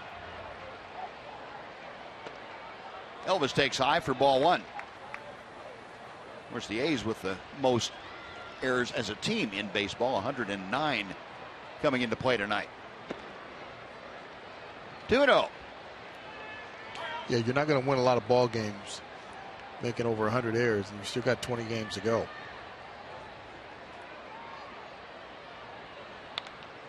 Elvis pops it foul. Yeah, and you know, the Rangers were not making errors at that pace earlier in the year, but they were still making enough. It was costing them runs, and they weren't playing well enough to be able to overcome those errors. They weren't scoring enough runs. Right, you've got to catch the baseball. If you're going to be an elite team, a contending team, a team that's going to go into postseason play, you have to catch the baseball. There's no two ways about it.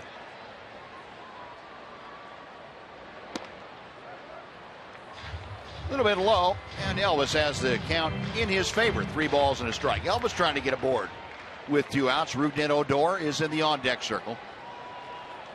Nolan with the pitch. And the count is now full. So Elvis, who snapped an 0 for 22 his last time up. And a ringing double right down the left field line. Payoff pitch on the way to him. That ball's hit hard through the hole this time. And Elvis with a base hit. Taking a big turn. He is going for 2. The throw not in time. Wow. Hustling double by Elvis Andrus, who made that coming right out of the box. Love to see that. You don't see that very often. A ball hitting the hole between third and short end up being a double. Typically, your left fielder is going to get there in plenty of time to keep that runner from getting to second base. But Elvis kept right on going. As soon as he hit that ball, he had his mind made up. He was getting to second base. With that double now, Bob Melvin is out, and that's going to do it for Sean Nolan. Elvis gets a breaking ball up, inside part of the plate, to the left of Valencia, and there he goes. He just kept right on going and made it easy. Well, Elvis with his second straight double at second with 2 outs. A pitching change underway here at Globe Life Park. We'll tell you about the new pitcher when we come back right after this short timeout.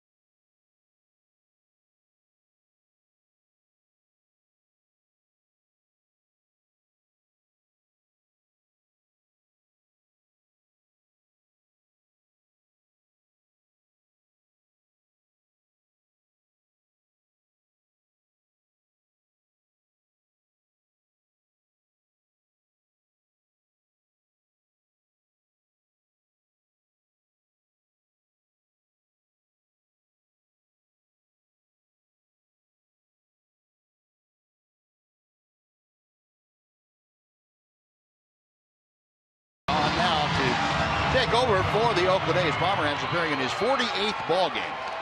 He hitting just .220 against the left-hander. Pomeranz originally was a draft pick in the 12th round by the Rangers out of high school. That was back in 2007. He decided not to sign and go on to the University of Mississippi. He was selected by the Indians. After that, signed with them, went to Colorado. And now he is with the Oakland A's and dealing very high to Rougned Odor. That first pitch almost went to the backstop. Fagley able to get enough leather on it to keep it close.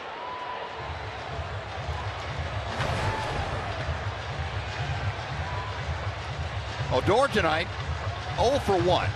He is fouled out, also walked.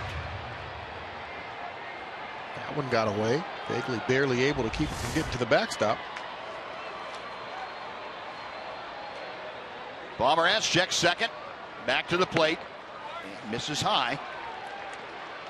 2 balls and no strikes. Pomeranz with a very good fastball. He can rush that thing up there in the mid-90s.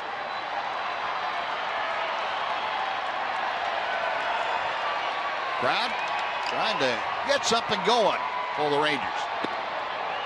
That is a strike. 2-1.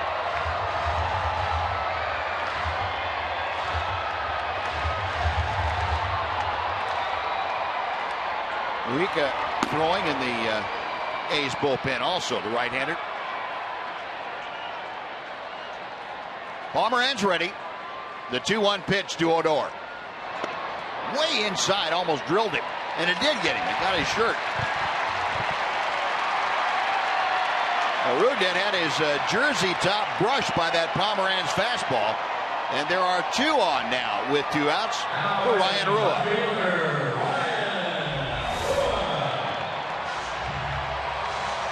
Pomeranz trying to go inside and gets that jersey. Well, if you're going to get hit, you know, having your jersey hit, you're not really feeling it. That's probably the best way to get hit. I would think so. Jersey probably didn't like it too much, but that's all right. Oh, here's Ryan Rua. Rua tonight is grounded out and popped out. First and second, 2 outs. Rangers trailing by 4.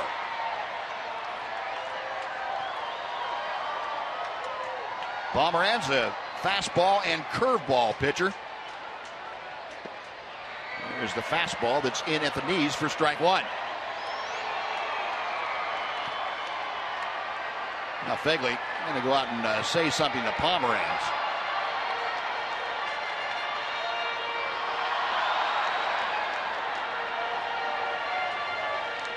Pomeranz made his major league debut with the Rockies back in 2011.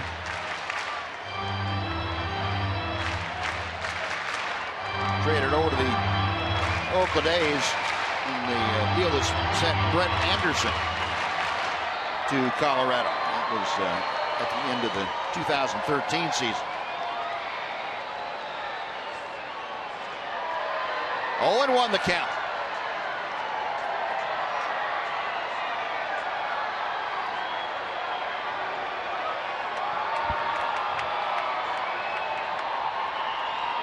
Elvis being a little bit of a distraction back there for Pomeranz.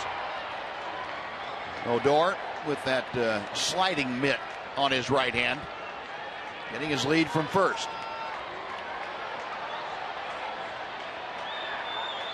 Now the 0-1.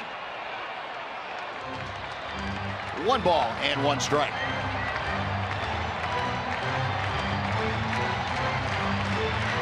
Rua just recalled today from AAA Round Rock. Had that heel fracture that occurred during the home opener here back in April that sidelined him for most of the first part of the year. Makes that backdoor breaking ball to make it 1-2. And Ryan says he's now completely healthy, and this is pretty much a lost season for him, but he said, look, there's still time in September. We've got some work to do. Pomeranz sets a check of the runners. Still 1-2.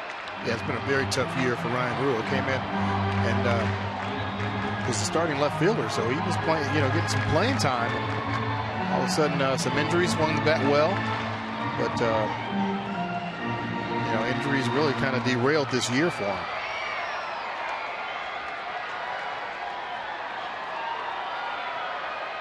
Got a chance to contribute something pretty special here. 1-2 pitch. Chopper out towards Simeon. Underhands to Lowry at second for the force. That'll do it. Rangers get a double and a hit batter. Strand 2. We have finished 6 at Globe Life Park. The A's leading the Rangers 5-1.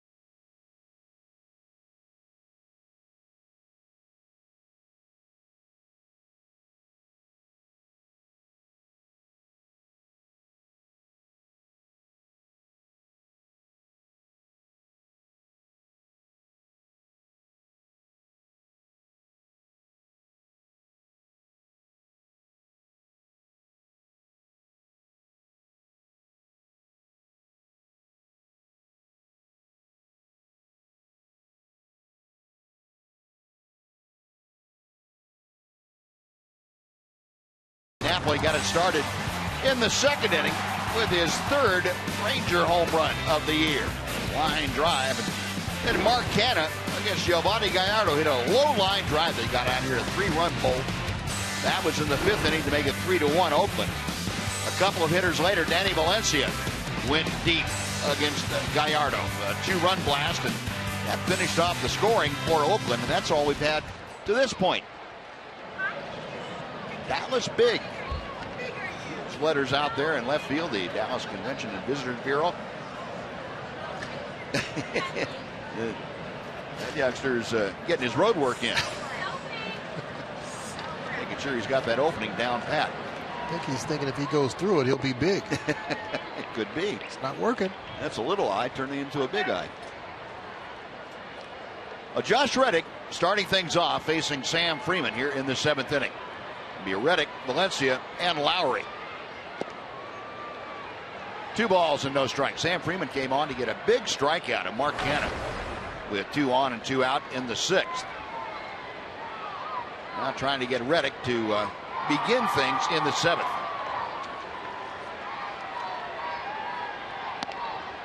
That pitch is low. It's 3 balls and no strikes. Reddick this year has had pretty good success against left-handers. He's hit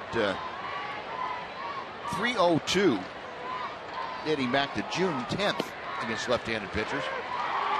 Takes a strike there. That was after he started the year hitting just 120 off them. Yeah, he was scuffling big time early against left-handers. Pulls this one sharply, but right at Rougned Odor. 1 gone. Good job by Sam Freeman coming back, being down 3-0. Get a tough left-hand hitter. Now Sam will deal to Danny Valencia, or will he? Because Jeff Bannister is coming out of the Ranger dugout right now. And he points to the bullpen, so Sam Freeman's night will come to a close. Jeff Bannister calling for the right-hander to be Luke Jackson.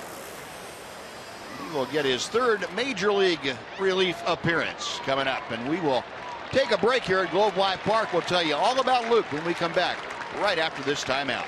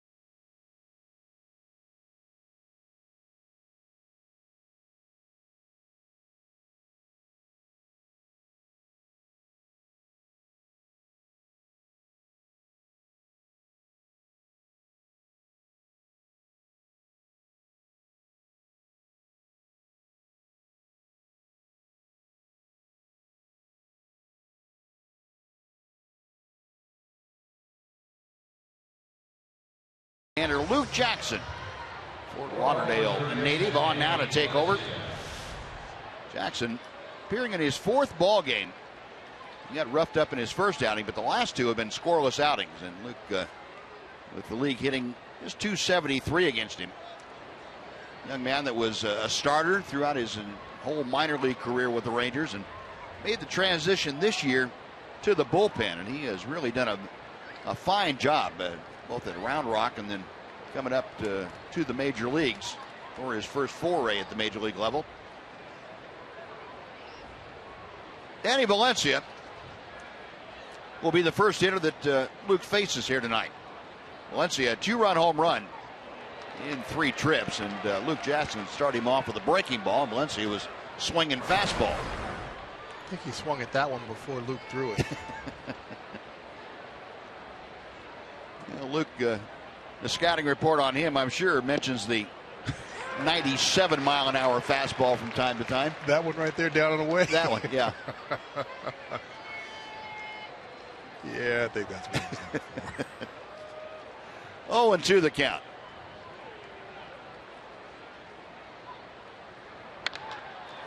And Valencia hits one up the alley. A long run for Delino to Shields.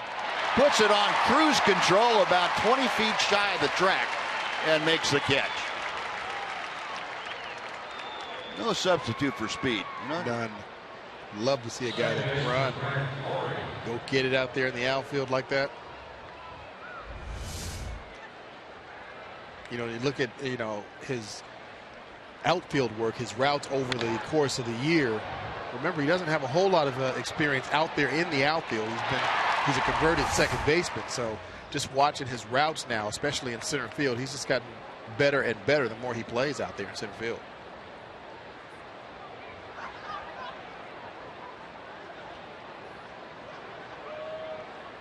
Well, he's taking charge out there too. He's just a confident young man. Yeah, you've seen that grow for him over the year. Hard to imagine that he was playing at Double-A and not playing all the time at Double-A last year at this time.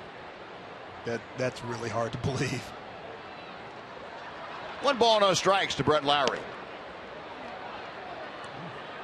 Now 2 balls and no strikes.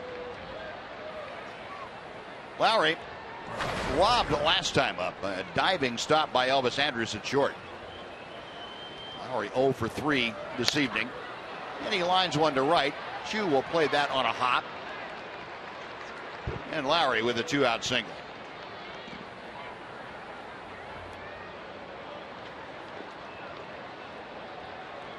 The 9th hit of the night for the Oakland A's. And it brings up Billy Butler, who is 0 for 3.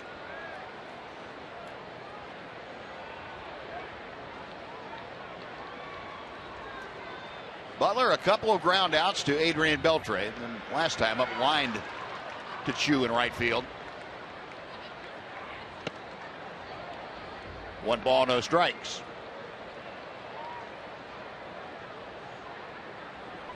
Really one of the big offseason additions for the Oakland A's. Felt like they needed a guy that could come in and DH for him, drive in a lot of runs. Butler got off to a real rough start with Oakland this year. He lines this one to left. Rua back into his right, makes the catch, and that will do it. No 2-out single, no damage. The A's stranded runner will take the stretch at Globe Life Park. 5-1 Oakland. And now let's join Chuck Morgan as he introduces God Bless America. Please, ladies and gentlemen. Will you please rise as we remember the servicemen and women who are serving our country at home and around the world. Performing God Bless America tonight, please welcome back Norma Baez.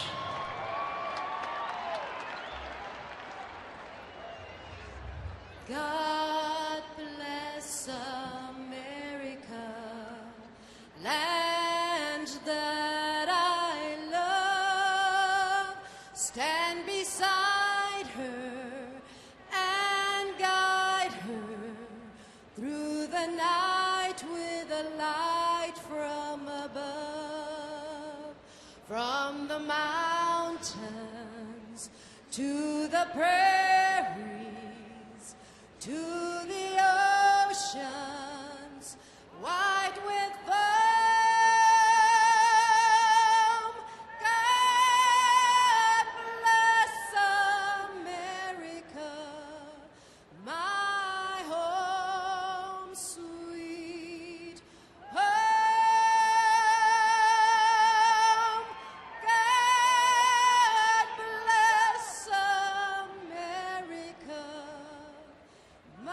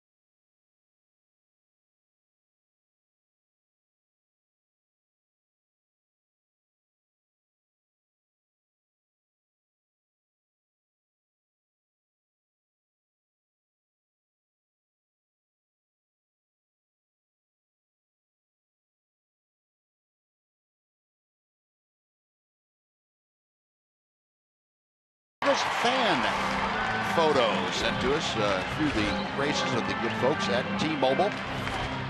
This one comes to us from Patrice. Patrice, thank you very much, and we believe too. Thank you for that great picture. And for you folks that would like to send yours in, just use hashtag Southwest Data Strong Fan. Your photo might be selected to be aired on one of our upcoming broadcasts, just as Patrice's was here this evening. Again, all this brought to you by the good folks at T-Mobile, and we really appreciate their support. Well, Bobby Wilson starting things off for the Rangers here in the 7th inning. Texas down by a 5-1 count. Drew Pomeranz still on the hill. Bobby Wilson 0 for 2 tonight, a fly ball and a ground out.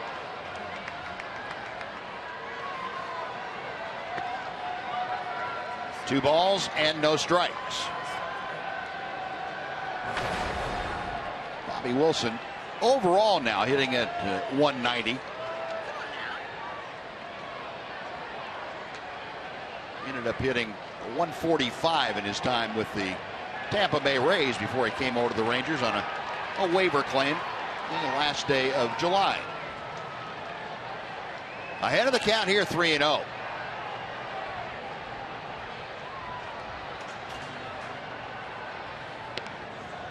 There is a strike. Well, the bullpen has been a kind of a sore subject for the Oakland A's, especially of late. Their pen not been able to close out ball games the way they would expect for them to. Starting pitching hasn't been really good, but the bullpen has really struggled.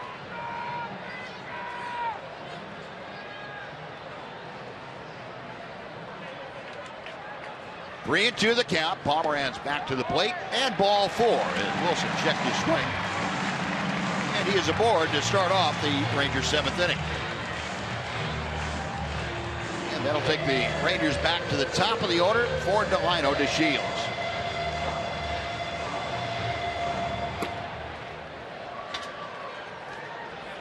And Bob Melvin, a very purposeful walk out to the mound.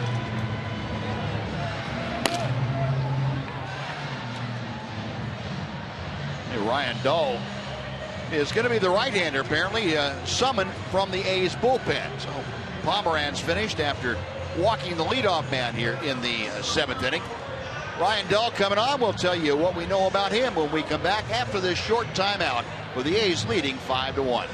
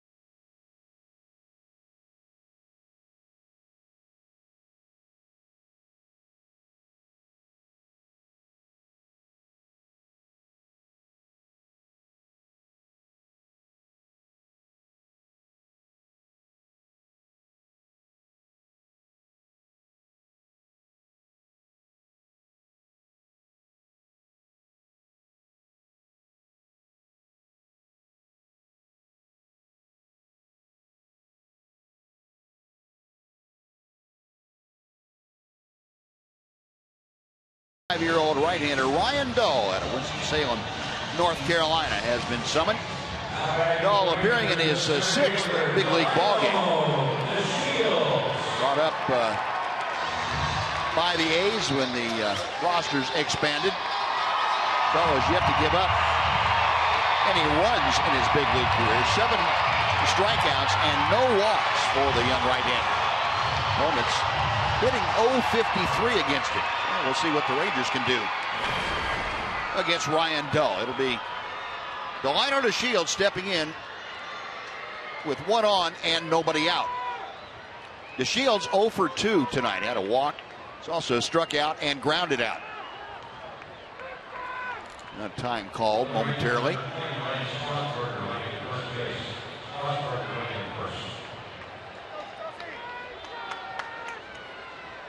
Ryan Strasburger has entered the ballgame as the pinch runner for Bobby Wilson down at first.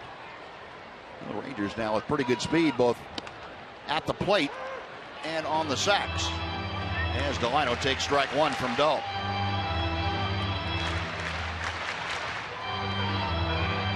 The book on Dull is he's basically a fastball slider pitcher and about equally distributed between the two. Well, here's one of your guys, Mac, that will throw either one at any count. And there's the slider. Well, if he's just got the two, it shouldn't be too bad. You've got a 50-50 chance of picking right, I would think. At least the odds are better anyway.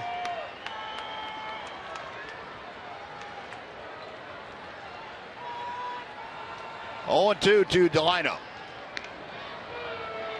Toss to first. Dull has always been a reliever, at least as far as his professional career has gone. He has never had a minor league start. And you can see by the angle from which he throws why he is thought of as a reliever. And he gets a third strike by Delino DeShields. That fastball right on the inside corner. And Delino caught looking for out number one. Dull going right after Delino. A couple of fastballs and a slider. Hits that inside part of the plate both times with that strike, with that fastball. Dull's motion reminds me a little bit of Houston Street. Drops down just a little bit and kind of a short arm motion, with I would imagine it's pretty tough for a right-handed hitter especially to pick it up. It looks like it. A one out, Shin-Soo Choo now, who doubled the deepest right center field his last time up. And Strasburger being attended to by Ryan Dull in a couple of tosses.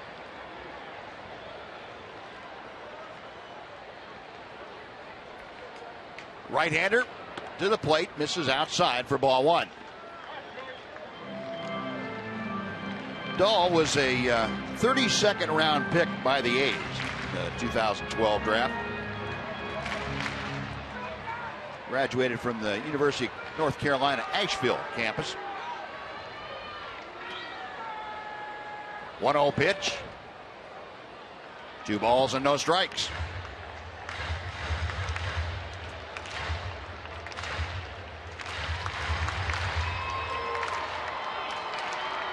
Chu's average right where he began tonight, 255.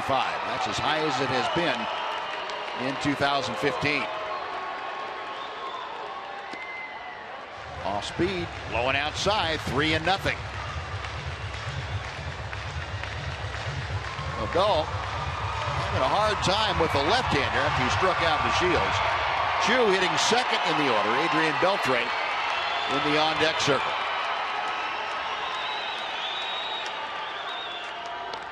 Three and one.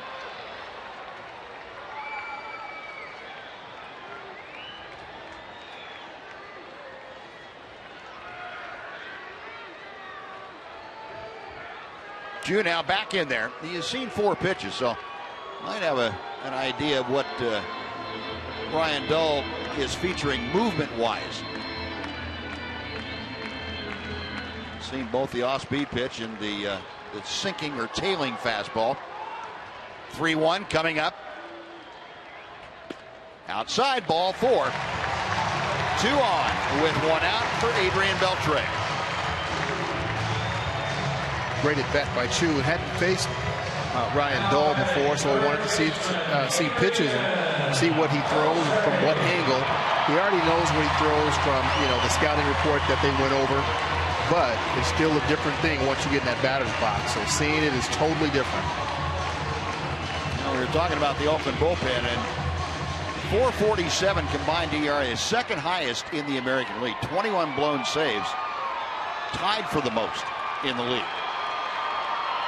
Well, they have been ineffective virtually the entire year. Here's Beltre. Adrian 1 for 3 tonight. Had an infield single in the first inning. Got 2 on with 1 out. And takes a slider off the plate for ball 1.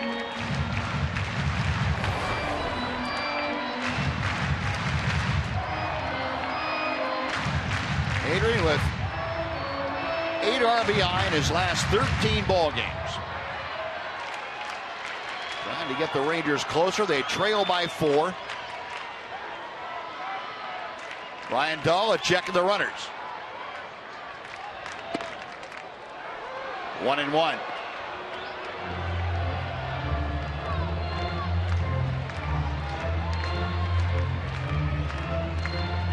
Beltre among the active leaders against the Oakland A's. He is first in doubles, third in home runs, and also third in RBI. He has 101 RBI in his career against the A's. He finds himself now down in the count, 1 ball and 2 strikes.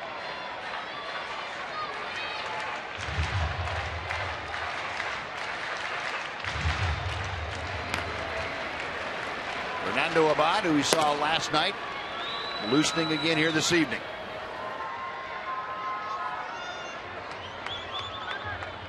Dahl set.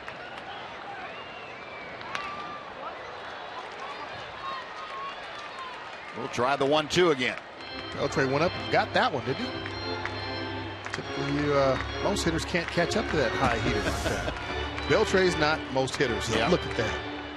Shoulder high. And was actually on it. Yeah, he was.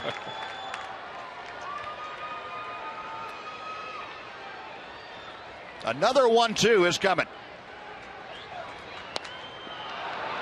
Little pop-up into foul territory. Muncy right at the railing, reaches in and can't get it, but a fan made a great catch. Right away, fans. The lady brought that glove with her and said, I'm going to use it. And she did.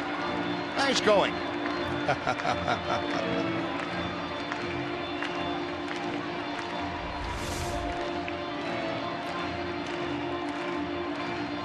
Look at that. Yeah, it's got that Beltre jersey on. That had to go on the glove. That's pretty special right there. Yeah. Got the wallet in the other hand, didn't drop it. Nice. And the slider, Adrian not able to make contact there. That is out number 2.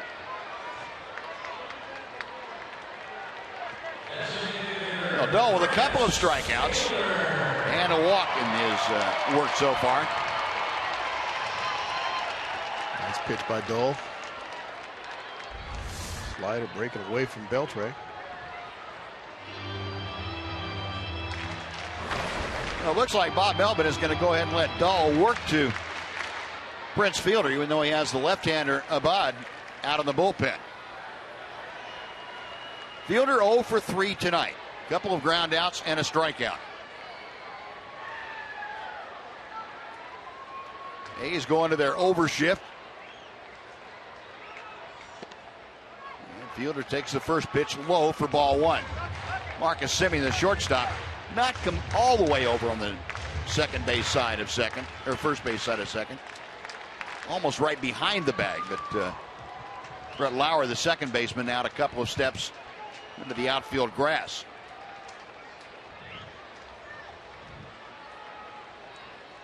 Dahl with the 1-0 pitch. 2 balls, no strikes.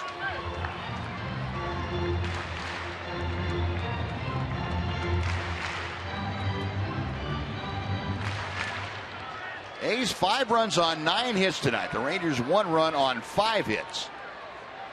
Although they have 2 aboard with 2 outs here in the 7th inning. 3 balls and no strikes.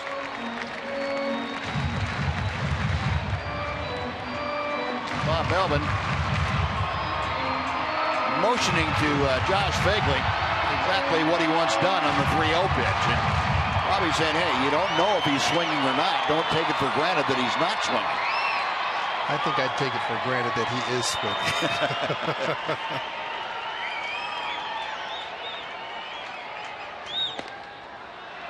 3-1. That one just touching the outside corner. As Mac told you, it's been a while since Prince Fielder has knocked one out of the ballpark.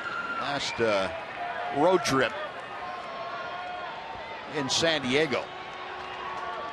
It seems like eons ago. And I'm sure it does to Prince. The 3-1. Breaking ball through the back door. A full count.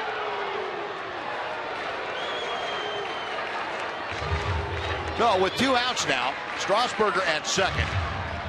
Chu at first will be off and moving with the pitch. Fielder trying to keep things going for the Rangers here in the 7th inning. Mike Napoli is in the on-deck circle. All set. Runners on the move. 3-2, got him swinging. Slider down and in, and Dahl comes on to get 3 strikeouts and send the Rangers packing in the 7th. No runs, 2 walkers left stranded. We'll go to the 8th. It is 5-1 Oakland.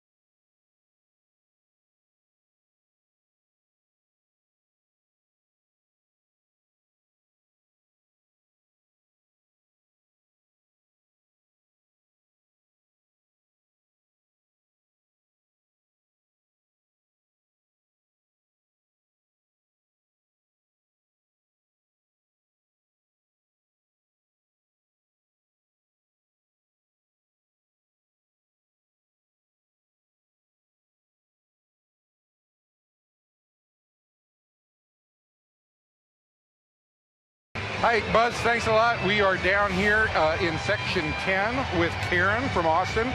Karen, what do you guys got going on here with your crew tonight? We're here celebrating Trevin's 5th birthday. Trevin's 5th birthday. Trevin, you excited? Yeah. You be more excited if I tell you that you're the progressive fan of the game? All right, here you go. Thanks, guys, for coming out. Go Rangers! All right, Evan, thank you. Happy young man. A birthday. What better birthday than the progressive fan of the game? And then to get it from Evan? Of course.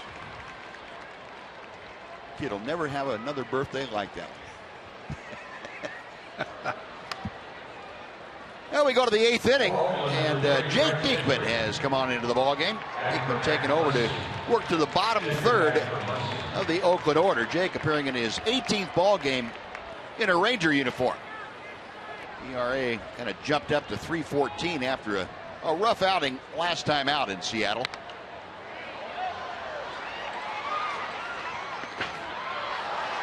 And Craig Gentry coming off the bench to pinch hit against Diekman. Chris Jimenez into the ballgame, taking over behind the plate.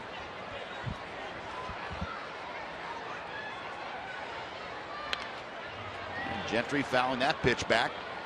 It is no balls and 2 strikes. Gentry just 0.79 as an athletic this year. No home runs, a couple driven in. Spent most of the year at a AAA Nashville. Got him swinging.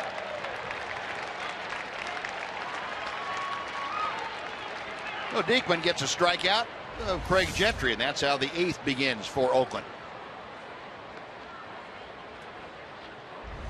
Catcher Josh Beckley.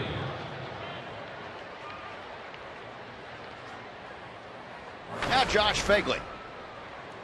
Phegley 0 for 3 tonight. A couple of ground outs and a strikeout.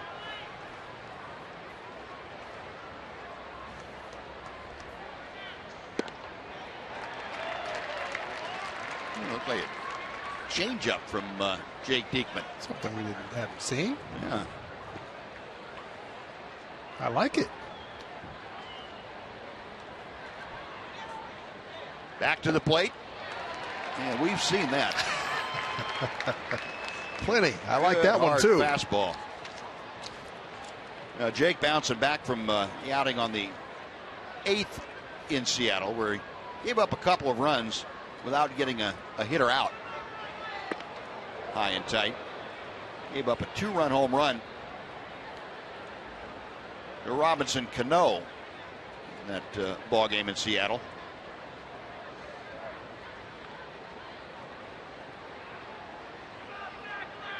One-two pitch.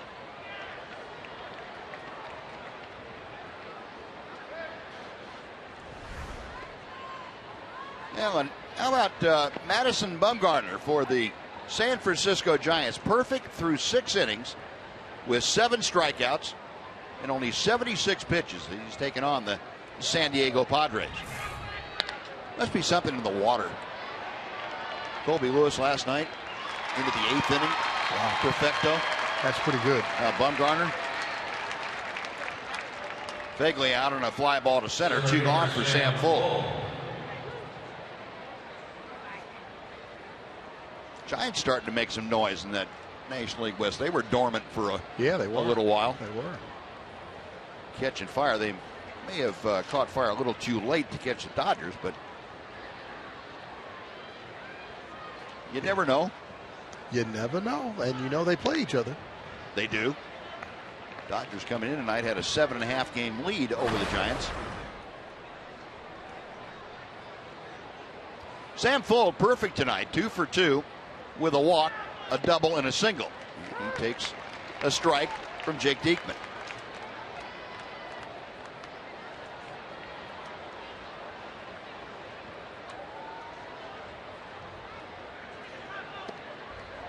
Breaking ball is a bit wide. 2-1 now. The outing that Jake had, we were talking about in Seattle, only his 3rd outing as a Ranger that he's given up a run. Chopper slowly hit Odor. Has the ball go off the end of his glove, and Fuld is going to be safe.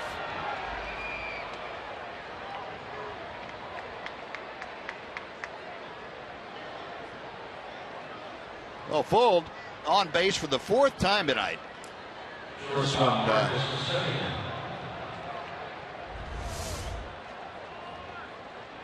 Odor got caught in between hops right there. You got to come at it. He made the right decision to come get it, but you've got to time it a little bit better and try and get it on the short hop or long hop.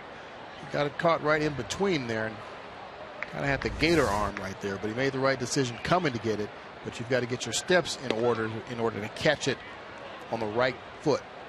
And when I say right foot, I don't mean your right or left foot, but on the appropriate foot to be able to make the throw. And the scoring on the play ruled a base hit for Sam Fuld. So Fuld, his 3rd hit of the night to go along with a walk. He is perfect. 4 for 4 in plate appearances. Shallow center field. Elvis back there calling for the ball and making the catch. He retires Marcus Semien on the pop-up. That'll do it for the A's. No runs a hit and 1 man left. After 7.5, Oakland 5, Texas 1.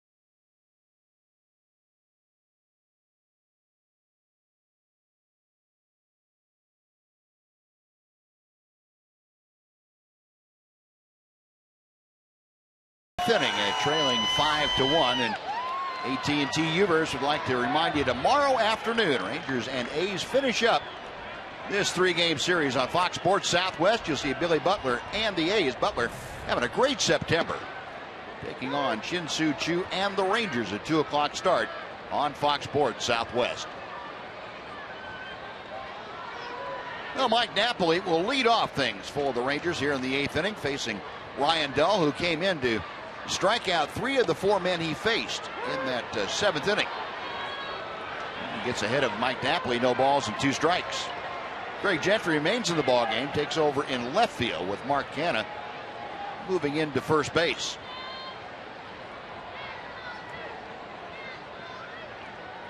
Napoli 1 for 3 tonight, had that home run as he led off the 2nd inning this evening.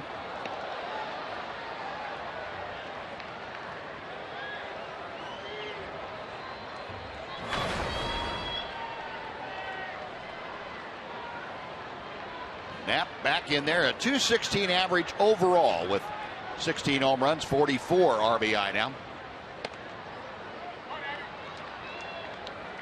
And we've had a scoring change in that play. Sam Folds, what was originally a single, is now going to be ruled an error. Charge to Rougned Odor. They'll take a hit away from Fold and give an error to Odor. Napoli a drive high and deep to left center.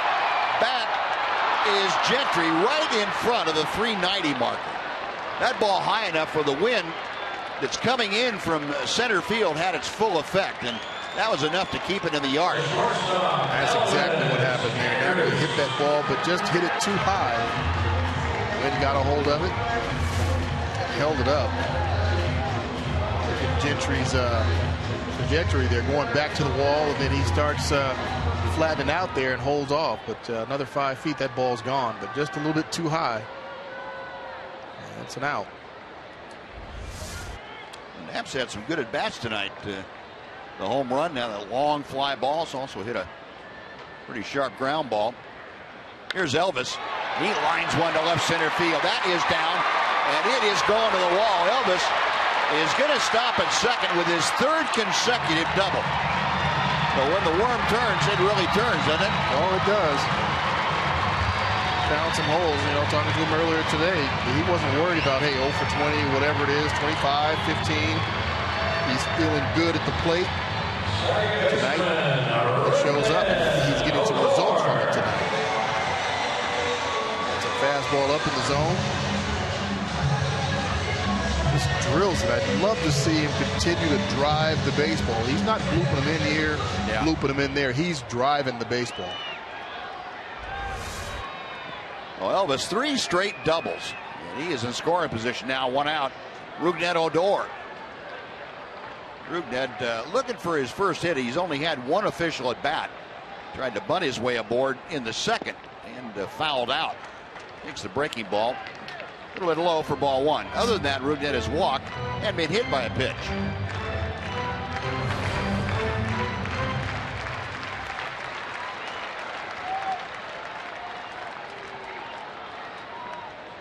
Dahl, a check of second. The 1-0 to Odor. 2 balls, no strikes.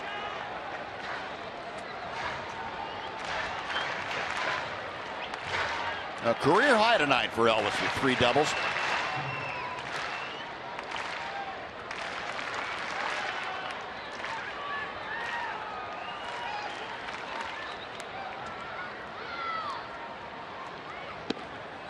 Now 2-1.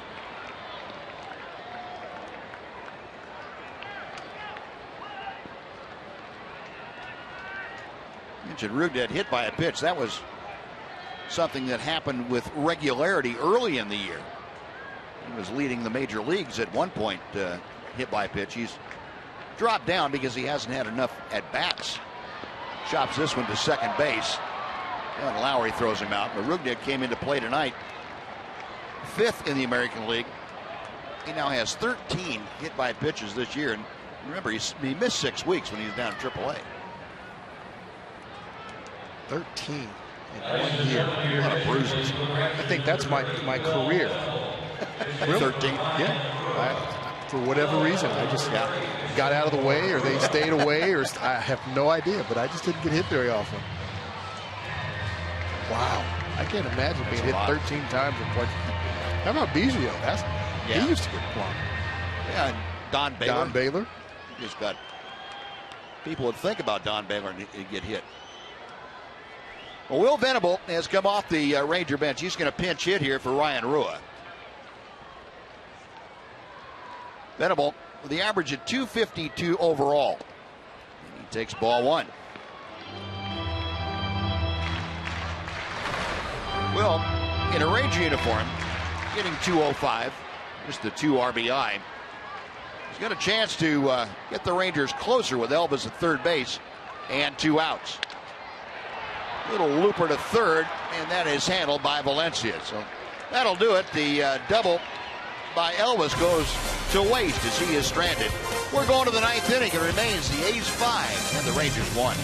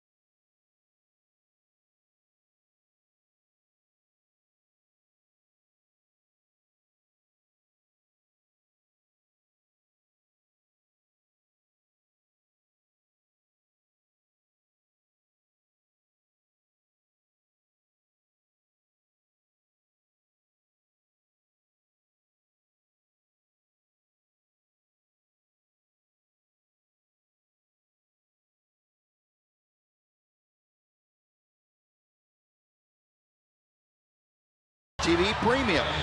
Watch every out-of-market game live on more than 400 supported devices. Get real-time highlights, live look-ins, pitch tracking widget, and a lot more. Visit MLB.tv today.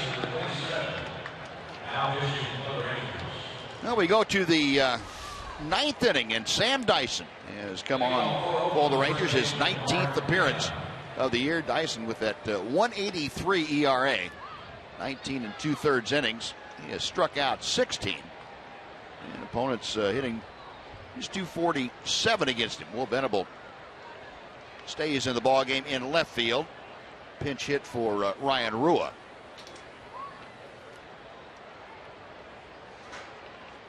So Dyson, who last appeared in the second game of the Seattle series, worked a shutout inning. On now to face Mark Canha to start things off. That sinker is a little off the inside corner for ball one. Canha is 1 for 4 tonight. That one, though, a big difference in the ball game. A 3-run home run in the 5th inning.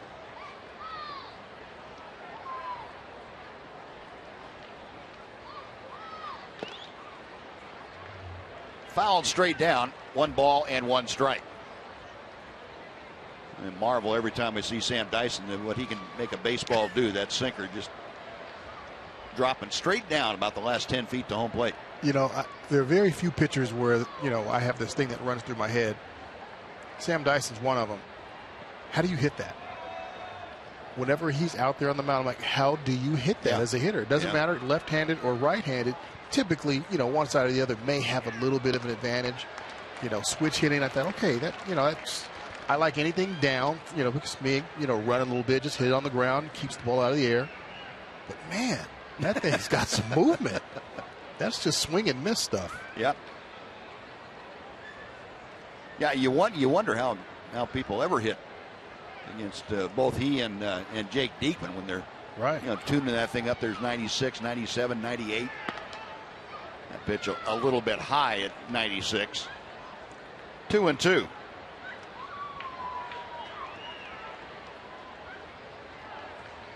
Hitting against him's got to be like trying to put a shot put in play, I would think. Heavy as that ball is.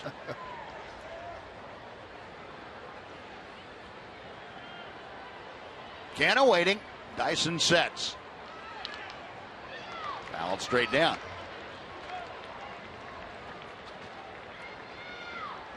Canna, other than the home run, has struck out twice and fly to center field. He's with 9 hits tonight. They put 5 of them together, with 2 of them being home runs in that 5th inning. Did all their scoring in that 5th frame. Matter of fact, they had 5 consecutive hits. And 3 singles and 2 home runs.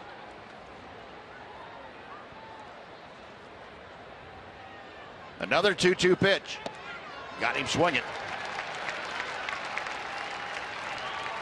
Dyson with the punch out of Canna. 1 gone, and Josh Reddick coming up. Right fielder Josh Reddick. Well, there it is again. Down and away. Not much you can do with that other than catch it, maybe. And even that might be dicey sometimes. Not Dyson, but dicey. Reddick is 2 for 3 tonight. Pair of singles, also has walked. Last time up, Reddick bounced out to second. As we mentioned, Reddick had his 8-game hitting streak against the Rangers snapped last night. He's trying to start a new one here tonight. And he's got a couple hits in his pocket. 1-1.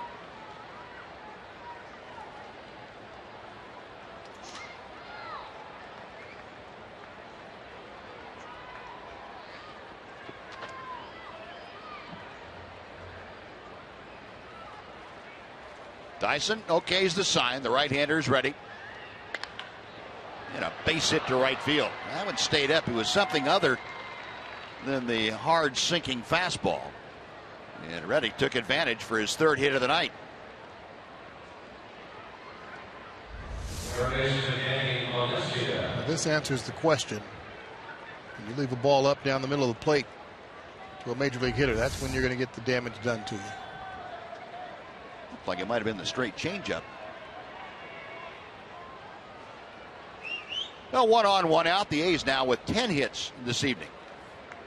Danny Valencia, who had the other home run in that 5th inning. It's a ground ball off the glove of Dyson to Andrews and back to Napoli. How about that? A 1-4-6-3 double play. Everybody getting in on the act. That'll do it. In the 9th, Rangers coming up after this great double play. Bottom of the 9th, Rangers need 4 to tie and 5 to walk it off.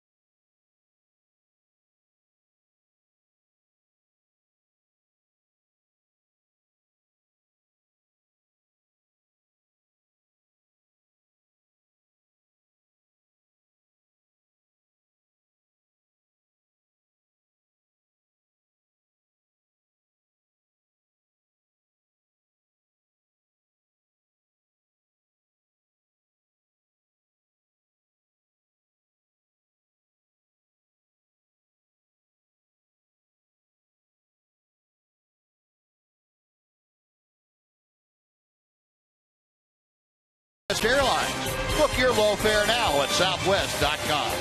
By AT&T UVerse TV. UVerse has more live TV channels on the go than cable. And by your Texas Ford dealers. Be unstoppable during SUV season with incredible savings only at your Texas Ford dealer. Ford is the best in Texas. The ninth inning has arrived here in front of better than 30,000 on hand at Globe Life Park tonight. We would love to see a Ranger come back here in the ninth inning. They're going to have to do it, at least start it, against Sean Doolittle. Doolittle off and on this year. He's had some injury problems, some time at AAA, and appearing in just his 8th ball game. But he is still not only a 174 opponent's average against him. Well, Doolittle on now, and he will face Chris Jimenez to start things off. Jimenez getting his first at-bat of the night. Doolittle fires strike one.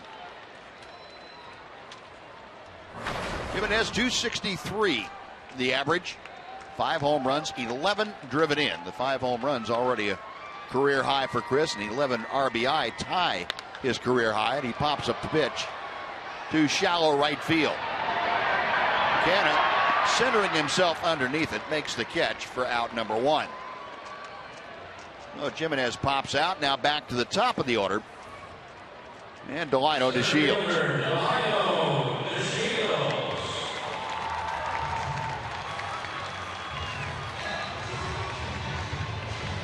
Doolittle, who was the A's closer last year, came on to get his first save since a year ago, September 19th. That was on Monday that he got that save. Went on the 15-day disabled list May 30th with a strained left shoulder.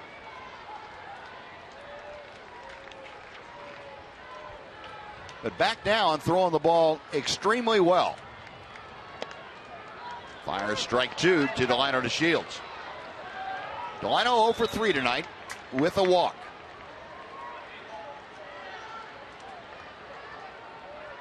Rangers need some base runners. They need them quickly. They are down 5-1 with 1 out in the 9th inning.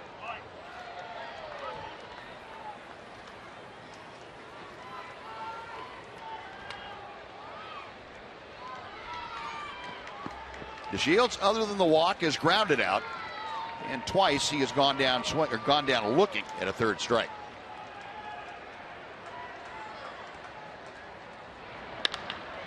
There's a base hit to left center field. Gentry plays it on a hop, and Delino with a solid single to left field. There we go. Only takes one to get a guy started. Always starts with that first one. Gets a fastball, middle part of the plate, down and in.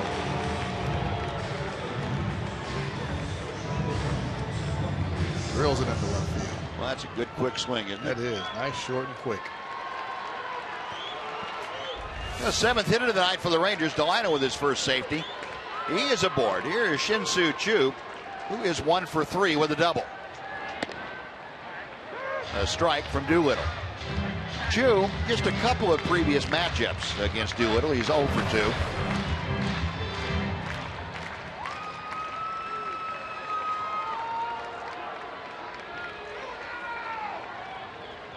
Left-hander, Cheka first. That is deep down the left field line. Gentry into the corner. And that ball slices back into the seats. Well, we have seen those Shin-Soo Choo drive the ball out of the ballpark that way, and he has that kind of power. He really does.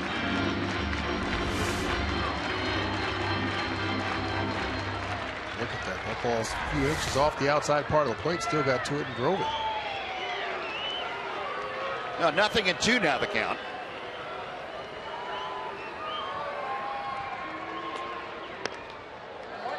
Now 1-2.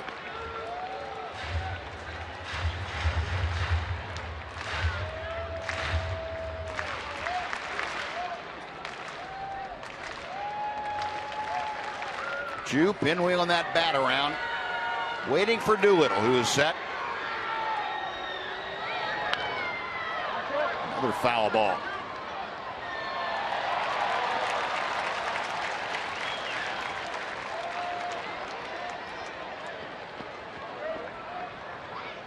There's some encouraging signs tonight, though. And not only Chew continuing to hit the ball very solidly, but Elvis Andrus with the 3 doubles. The liner to Shields, getting on base a couple of times. Fly ball to left, and Gentry has this one played. That's out number 2, and the Shields back to first. Adrian Beltre now will come up. Napoli with a home run. There were some good things that happened. Unfortunately for the Rangers, the A's bunched 5 of their 10 hits together in the 5th inning against Giovanni Gallardo and a couple of home runs. That was all it took then. It was all the scoring for Oakland. Giovanni, other than that, had things pretty much in hand. That's out of play. Yeah, we just really weren't able to string anything together and just keep it going. But like you said, there were some positive signs. Elvis swinging the bat well. Delino getting on base a couple of times. Napoli continuing to swing the bat well against left-handers. We'll see another left-hander tomorrow, so I'm assuming he'll be in there. Beltre pops it back and out of play, and the Rangers now down to their last strike. As Adrian is in the hole, 0-2. Now, Felix DeBron, who the Rangers have seen when he was with Boston and had some pretty good luck against him, if memory serves.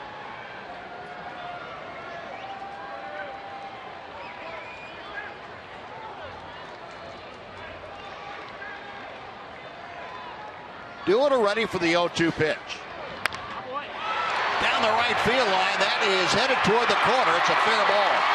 Reddick gets the carom. Delano's going to be held at third base as Adrian Beltre with an opposite field double. And the Rangers still have life here in the 9th inning. Prince Fielder coming up. Another great job of hitting by Adrian Beltre. A pitch up and away. We've seen him do something with that pitch. Got a pitch earlier, or his last at bat, that was up in the zone. Didn't think he'd be able to get to it, but fouled it straight back. Similar pitch, same spot, shoulder high. There he goes. Had one just like that in Seattle. Drove in 2 runs on a single to right field like that. Yep, sure did. Drills this ball in the right field corner. The only reason the Shields doesn't score is that ball caroms off the wall right to Josh Reddick. He played it perfectly. Got the ball back into the infield. Well, Beltre with his second hit of the night. Now the Rangers have gotten to the point with Prince Fielder up there. They had the tying run in the on-deck circle as Prince takes outside for ball 1. Fielder 0 for 4 tonight. 2 ground outs, 2 strikeouts. Fielder against Doolittle 0 for 2. This crowd of 30,487 making some noise here in the 9th. Ball 2. I told you about the A's bullpen struggles. 21 blown saves this year.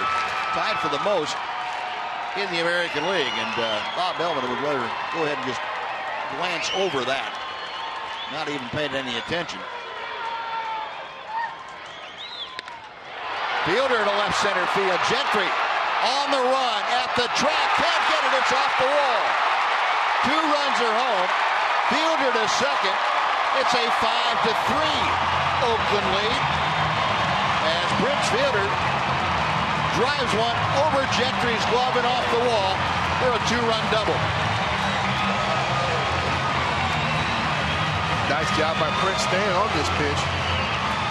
Got a fastball out over the plate, and he just drilled that ball the opposite way off the wall. That's a long line drive. Andrew Alberto has come into the ballgame to run for Prince Fielder. Fastball out over the plate, stayed right on it, drilled it. Gentry's there, just off of his glove. Well, here's Napoli representing the tying run. And he takes strike one from Sean Doolittle. Napoli 0 for 2 against Doolittle in past matchups. Got Hanser Alberto at second. A 5-3 Oakland lead.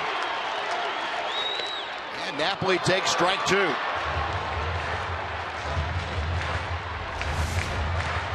Gentry's got the speed. He got there to the ball. Oh, you don't see that happen very often, but we'll take it.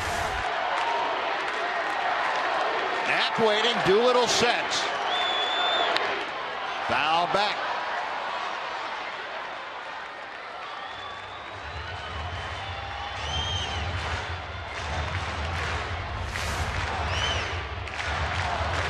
Wow.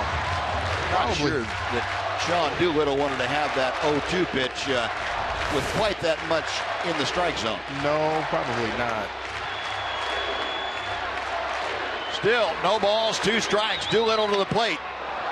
Pop foul. That will again reach the seats behind home plate. Well, Knapp hanging tough. And Doolittle, who has given up 3 hits here in the 9th inning, 2 of them with 2 outs. The latest, the 2-run double by Prince Fielder. Napoli carrying the tying run at the plate. Got him swinging. Doolittle able to go upstairs with a little extra. Napoli strikes out, and the Rangers go down to defeat 5-3.